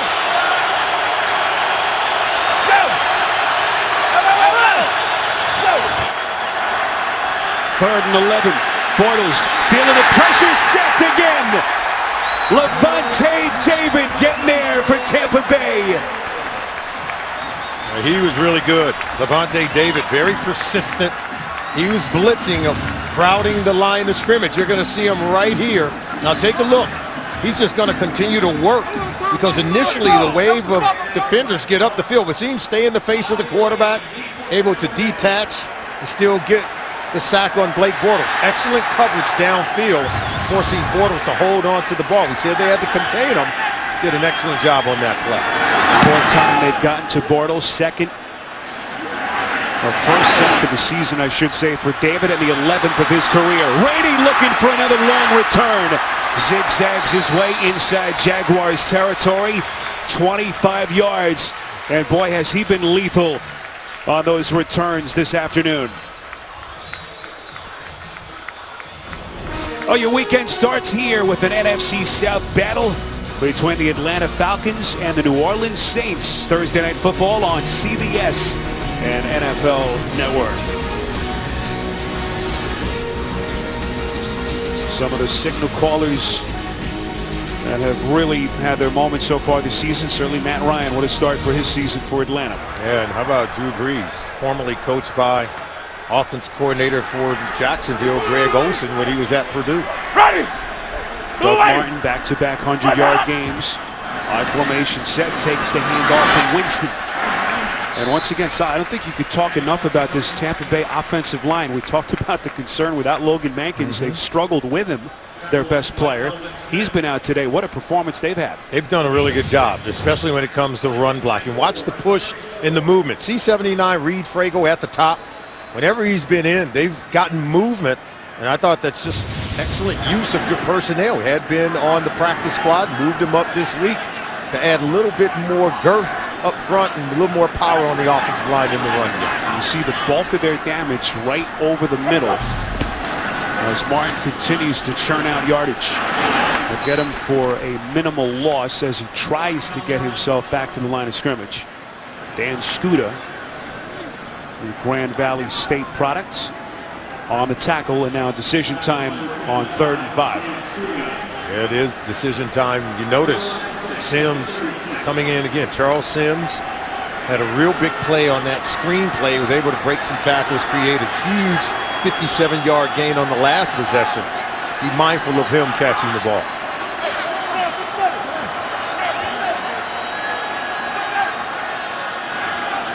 Empty backfield. Winston from the gun. Pump fakes. Gonna throw it. Completes. Sims. First down catch. 11 yards. Winston buying time as they move the chains. I love Jameis Winston climbing the pocket. Look, he gets coming here, and that's what draws defenders towards him, allowing Charles Sims to detach in coverage. Most young quarterbacks tend to drift in the pocket. The ability to climb the pocket, press the line of scrimmage, that's when you draw coverage towards the line of scrimmage, creates more room on the back end to complete passes. Ready. Blue ready. Keep it on the ground. This is Sims as he tries to work his way to the 20. So Jameis Winston, that 5-turnover performance last week, a young man who had this incredible success at Florida State, national champion for the Seminoles, Heisman Trophy winner, and the young man who Zalman basically holds the fortunes of this franchise in his young hands. He's doing a good job, and so is Greg Olsen. I love the fact when they bring Reed Frago in, they're going to run the football. He just came out, and so now you can get a play-action pass opportunity with the run fake. Ready. Blue ready. What's up? 2nd and 7. Winston, play action. Gonna run it, tucks it away, and takes a vicious hit at the back of that play. Thurston Armbrister making his first career start. Winston pays the price but runs for the first down. Yeah, he had nice play action. That drew all the defenders toward the line of scrimmage. Thought they were going to give it to Charles Sims. And, you know, Winston's not known to be that athletic, but he moves well enough to keep the defense honest. And he's okay. Look, he's giving guys a handshake saying, good hit, I can take it. Ready. Making plays. Blue ready. What's up? Pitch play to Sims. Sims finds the edge, lunges end zone, and he's knocked out of bounds. Touchdown saving play by Jonathan Cyprien. But the Buccaneers knocking on the doorstep. Wow, they set the edge. Goster Charles did a really good job of getting Sims to the corner. Tevin Smith takes a poor angle, and that's why Sims able to get further down the field. Tevin Smith, number 50, got trapped inside. So good run blocking. We talked about it, Spiro. This offensive line for Tampa doing a really good job on the run blocking scheme. Red zone for Tampa Bay, 26th in the NFL in terms of touchdown conversion rate. 2nd and 1. Winston throwing end zone, incomplete. Penalty marker thrown right around the 2. Brandon Myers, their intended target. Defense, number 37. Half the distance to the goal. First down. Cyprian made the play, but he was also penalized on the play because, you know, the back judge, the official, they're watching the tight end on every single play. And when Brandon Myers, working right over there on that side of the field, when he comes off the line of scrimmage, Cyprian was holding him, and the official saw it right away. Reed Fragel back in the game. What do you think they're going to do, Spiro? They're going to run the ball. Going in his direction. They're going to run the ball. Blue way! Look that up! Sims lunges end zone. No signal yet. Winston clamoring for the call, and he didn't get it. Can this Jacksonville defense hold without their star linebacker Paul Posluszny? Well, they need a hold. They need to hold this Tampa Bay team because they've scored 11 unanswered points, looking for more. How about this? After that game last week against the Carolina Panthers when they turned it over, they did finally get going in the second half of that game. It was too little too late. Reed Fragel on the right side. Martin lunges over the pile, and he's into the end zone.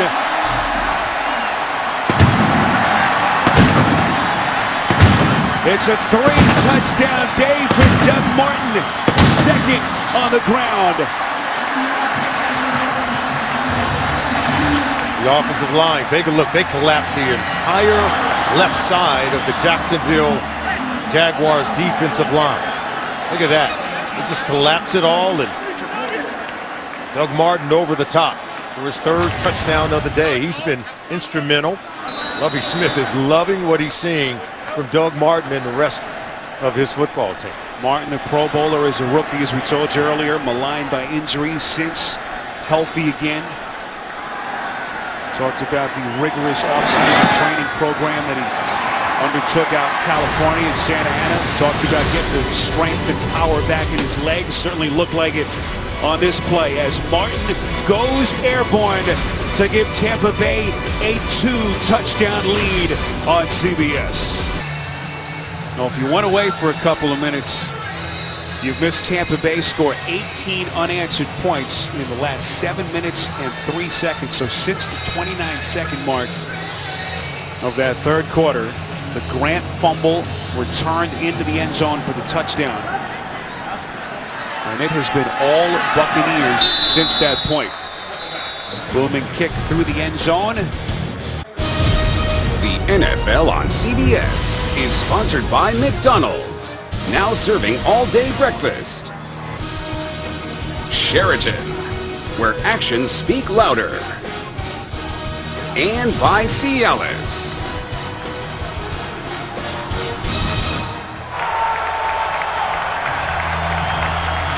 Stay tuned for the NFL Today update presented by FanDuel. Time permitting, we'll send you to New York. JB, Tony, Bart Boomer, and Coach Cowher with all the latest stories and highlights here in Week 5. 14-point deficit for Jacksonville. Toby Gerhart lines up, split out top of your picture on 1st and 10 from the 20. Borders. Near-side pass incomplete. Intended for Mercedes Lewis. How do you get back in it if you are the Jacksonville Jaguars? I think you've got to put the game in the hands of their quarterback, Blake Bortles. If he gets man-to-man coverage, I would look for him to try to extend the play with his mobility, get out of the pocket. You either help the receivers uncover or you use your legs to get down the field and create a first down. And they cross the 50, look for them to be in 4-down territory. 2nd and 10. Completion over the middle. They'll pick up 6. Allen Hurns with another catch. And they have all 3 timeouts. Go ahead, and I would try to speed things up. I'd like to see them go no huddle here and play at a much faster tempo. Talked about Bortles' struggles in the second halves of games. Started well today. They're taking a lot of time to get lined up and run this play.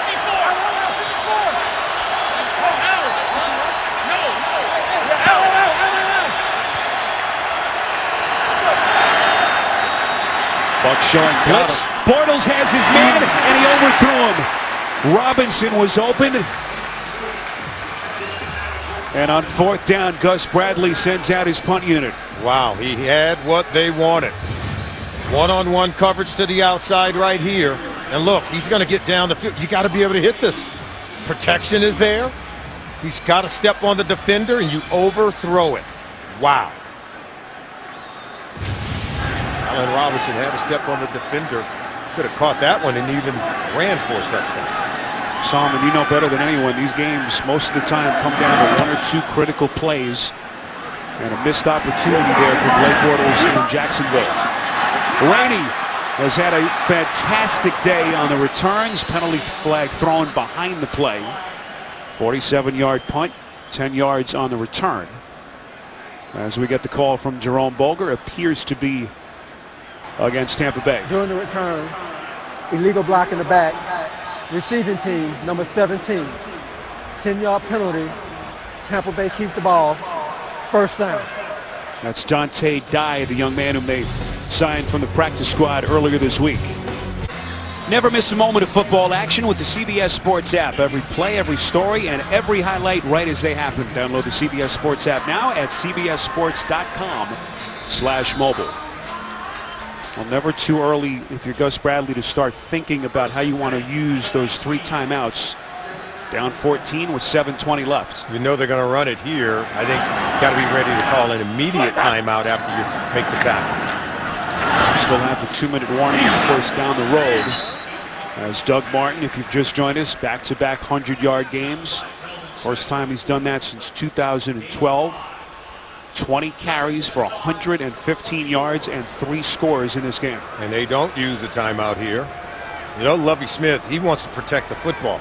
They've turned the ball over offensively for the Tampa Bay Buccaneers in 25 consecutive games. So far today, 0 turnovers as they enter today's game with the 2nd most in the National Football League. So protecting the ball, keeping it on the ground, try to eat as much clock as you can. Ready! Blue Whitey! Boys hot! Winston taking as much clock as he can. Martin trying to cut back, and he'll lose a couple. This Tampa Bay franchise that has won just 3 of their last 23 games, has not been to the playoffs since 07, and trying to end this endless home losing streak that dates back to late 2013. And Jacksonville is keeping the timeouts. They're not using them. Solomon, do you take a chance with a pass here, or do you just run it and chew up some clock? I think you can run, say, a bubble screen here. It's equivalent to a run play.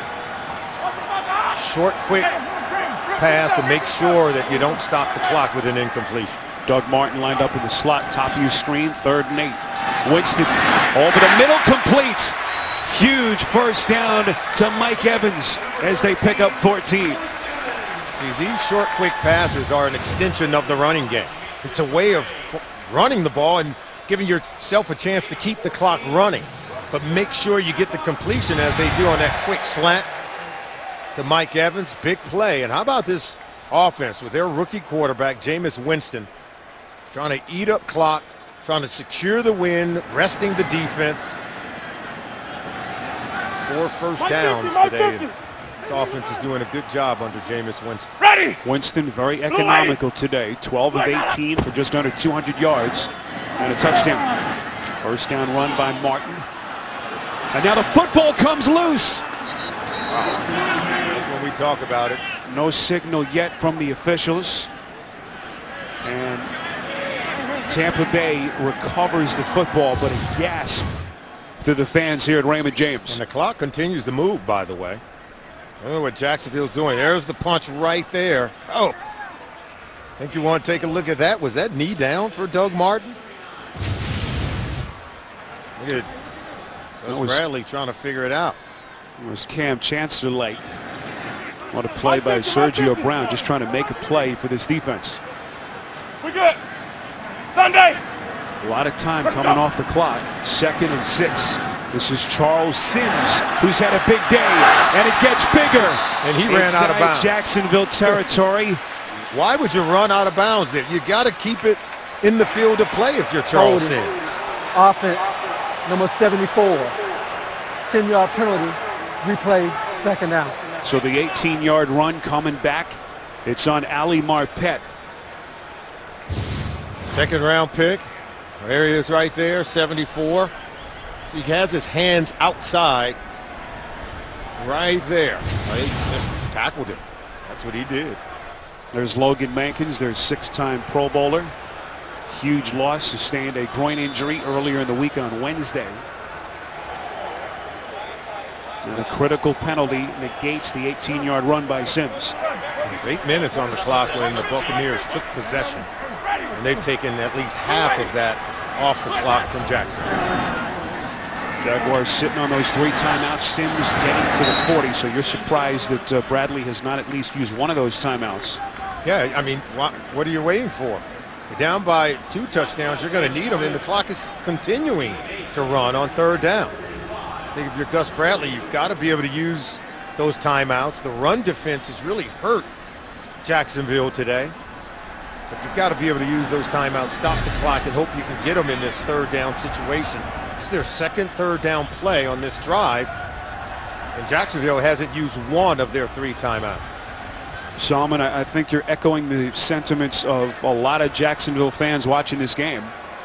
So much time coming off the clock. Down 2 touchdowns. As they get ready for a 3rd and 5 play, Tampa Bay uses a timeout. Stay with us. The NFL on CBS is sponsored by Audi. Challenge all givens. And by Subway Restaurants. Subway. Eat fresh. Raymond James Stadium, Tampa Bay, Florida. Jameis Winston trying to get his first win at home till this point.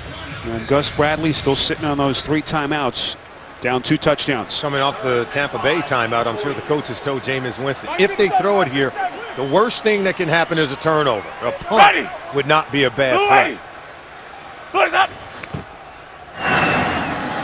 Winston's going to throw. Short pass is caught. Sims. First down catch and run, and a backbreaker for the Jacksonville defense. Yeah, he did everything but stay in bounds. Of course, it was tough for him to do that. Watch him come out of the backfield. And look at this throw while under pressure from Jameis Winston. Well, Sims, it would have been tough to stay in bounds, did his best, but he did the number one thing, made sure he made the catch and convert for the first down. Bortles helplessly looking on. 21-year-old Jameis Winston under center, 1st and 10. Just inside Jaguars territory. Martin, minimal pickup. And now you have to think they'll start to use those timeouts. Yeah. Clock continues to run. Finally. I thought they should have used these timeouts a long time ago. When Tampa took over possession, it was 8 minutes on the clock. They've been able to bleed some 5 minutes simply because, Gus Bradley didn't use the timeout. Maybe he thought his defense was going to pitch a 3 and out, knowing they were running the ball. But I thought, knowing they're going to run on 1st and 10, you get the stuff, you stop them, immediately call a timeout.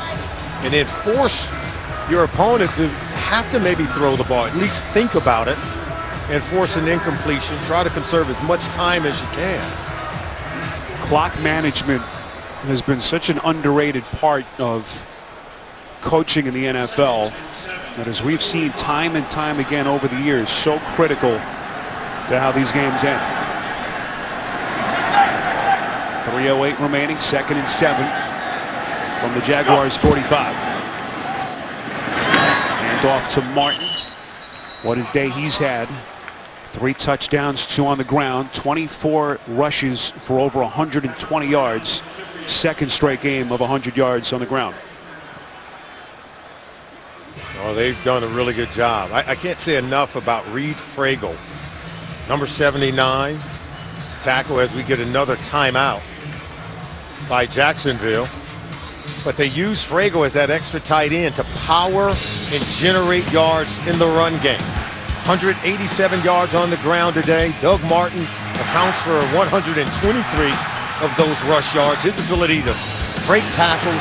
And then Charles Sims also just doing a real wonderful job behind An offensive line that had been plagued with inconsistencies and injuries up front.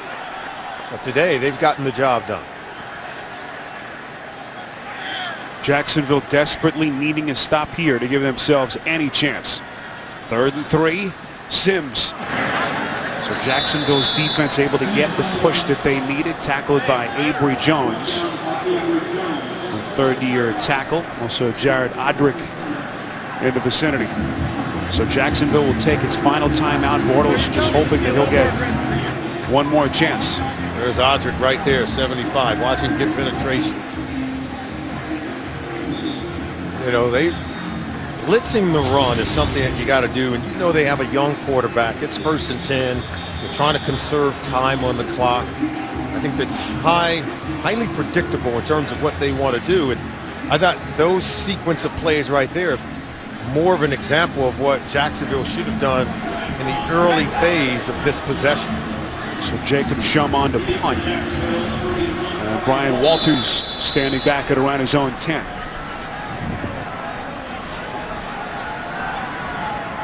Field position so critical in this situation for Jacksonville, as the Buccaneers trying to get in position.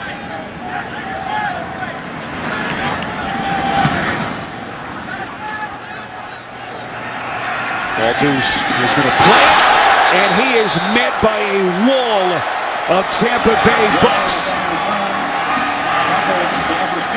That's just inexperience by Walters. It was such a short punt. You know they're going to be able to field it because there's no distance, and he's not going to kick it out of the back of the end zone. You keep this in the field of play, but given that it was such a short punt, Lance Santa comes down and gives Walter a kiss right there. Should have fair caught that one. So here's Blake Bortles, the 23-year-old second-year quarterback. No timeouts left. Down 14, looking for a miracle. Looking for a drive starter. 1st and 10, Bortles goes through his reads over the middle, hits Hearns. 1st down catch, brought down just short of the 30, you pick up a 15. That's the drive starter they're looking for. Now that you have some room, you would like to get one-on-one coverage on the outside. Take a shot. Remember on the last possession, he had Robinson deep and missed him. Bortles on 1st and 10, again over the middle of the field. That'll keep the clock going. Try to get one more play before the 2-minute warning. 15 more yards to Walters. I think they'll get one more off here. 1st and 10 at the 44. Jacksonville, that agonizing defeat in overtime last Sunday in Indianapolis. Right now down 14. Buccaneers coming to blitz, and they get to Bortles for their 5th sack. Gerald McCoy, his 4th sack of the season, leading the charge for Tampa Bay. Interstate battle, Tampa Bay, Jacksonville. Two teams desperate for a win. Gus Bradley and Jacksonville, 11 straight road losses. And a Buccaneers team that has lost 11 straight at home. Looking for a big win here in Week 5. You know sooner or later Jacksonville's going to throw one down the field looking for the big play. Most defenses would use prevent to eliminate that option. No timeouts for the Jaguars. 2nd and 15. Bortles somehow escapes the sack. At least for the moment. Rolls out. Throws back across the field. And boy, that one nearly picked. Trying to find Toby Gerhardt. A lot of time coming off the clock. Quan Alexander nearly had the interception. Quan Alexander's got to make that catch. We talked to Lovie Smith about that when we spoke with him on Friday. Levante David dropped a potential interception 1 week ago. He says, you know, that's equivalent to a receiver trying to make a touchdown reception. We've got to make those catches on the back end of our defense to be able to close out ball games.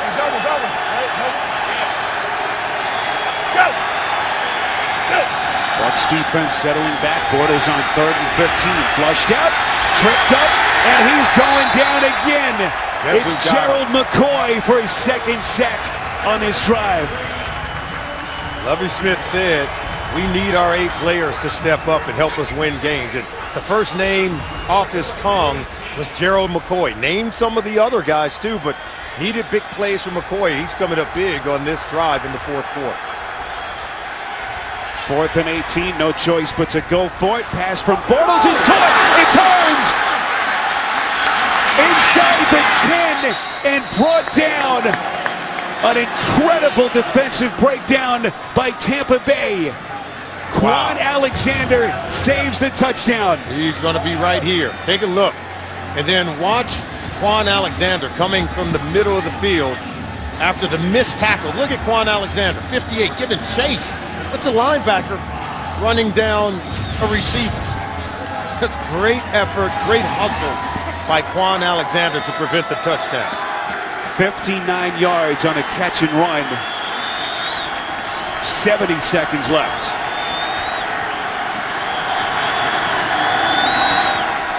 First and goal, pass from Bortles, caught. Robinson, touchdown. They go right at Tim Jennings, and this one not over just yet. Tim Jennings has struggled against these receivers. This is Allen Robinson in the corner of the end zone. How about Bortles? You know, he's sacked twice on this possession. He's hanging in there, talking about willing your team to victory, make throws like that. And then the catch from Robinson over Jennings. You know, Jennings is right in his lap. Just plucks the ball right off the head of Tim Jennings, still able to haul it in for a touchdown. Great catch by Robinson. 4th touchdown pass, career high for Blake Bortles. It was a 4th and 18 play when Bortles connected with Allen Hurns for the 59-yarder. That sets up the touchdown catch by Allen Robinson. Point after from Jason Myers, and Jacksonville not going quietly, able to cut it to 7. You know, you got to pay attention. You know, Gus Bradley was looking at Myers on that extra point. He wasn't so sure. He wasn't so sure. Now you've got to do the onside kick. Minute to go. I would not kick it deep. I try to get the ball quickly because on that last possession, it was tough for Jacksonville to get the ball back defensively. They could not stop Tampa from running the ball. They're out of timeouts. I think you got to go with the onside kick here. Give yourself a chance to get the ball there as opposed to kicking it deep to Tampa, expecting the defense to get a stop. Well, basically for Tampa Bay, 1 first down wins you the game. With 65 seconds to play, it'll be their first onside kick attempt of the season. Remember last year, the NFC title game, Green Bay, they send out the hands team, and they didn't execute it. You had a tight end trying to go for the ball, and all you had to do was block a defender and let Jordy Nelson get it. So execution, even in these moments, is vitally important when you're trying to close out ball games. So Lovie Smith sends out his hands team. Vincent Jackson, Mike Evans, both on the field on opposite sidelines. And now the officials are going to blow their whistle. Looks like Tampa Bay will burn its second timeout. Why do you think they call that timeout? There's got to be a conversation. Everyone do your job. You're Lovie Smith. You're saying, hey, if you're designed to block rushers on the kickoff team and allow our guy to catch it, then you've got to do that. Don't go going for the ball, allowing it to hang up there and think it's yours. We saw that in the NFC title game 1 year ago, Green Bay up in Seattle. Green Bay, their inability to execute this play cost them a trip to the Super Bowl. So Lovie Smith on that sideline. Second season here in Tampa Bay, trying to resurrect this franchise. A coach who was nearly to the mountaintop, taking the Bears to the Super Bowl in '06.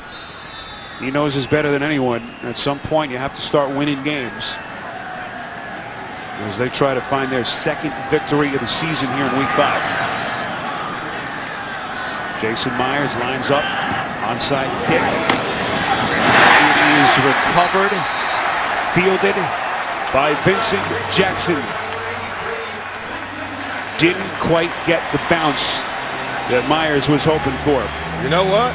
They got the bounce. The ball went high, but watch the way they play it. Watch these guys go block so that you can catch it right there. See, they go attack. They don't look at the ball. That's just perfect execution. The high bounce was there, but it was great execution, making sure they had Vincent Jackson cleared to catch that ball. Well, something has got to give here. One of these long streaks will end.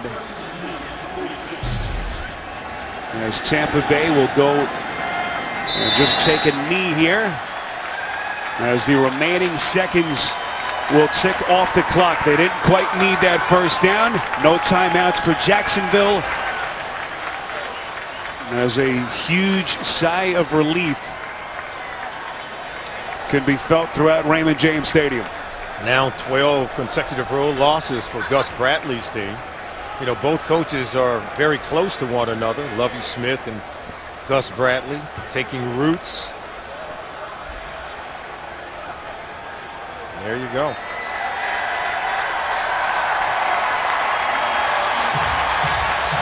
First home victory for Tampa Bay since week 14 of 2013, a home win against Buffalo.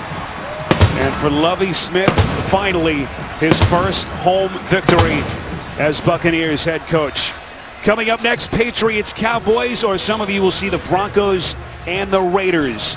Now for Solomon Wilcots, Chris Fisher, Spiro Dita saying so long from Tampa Bay.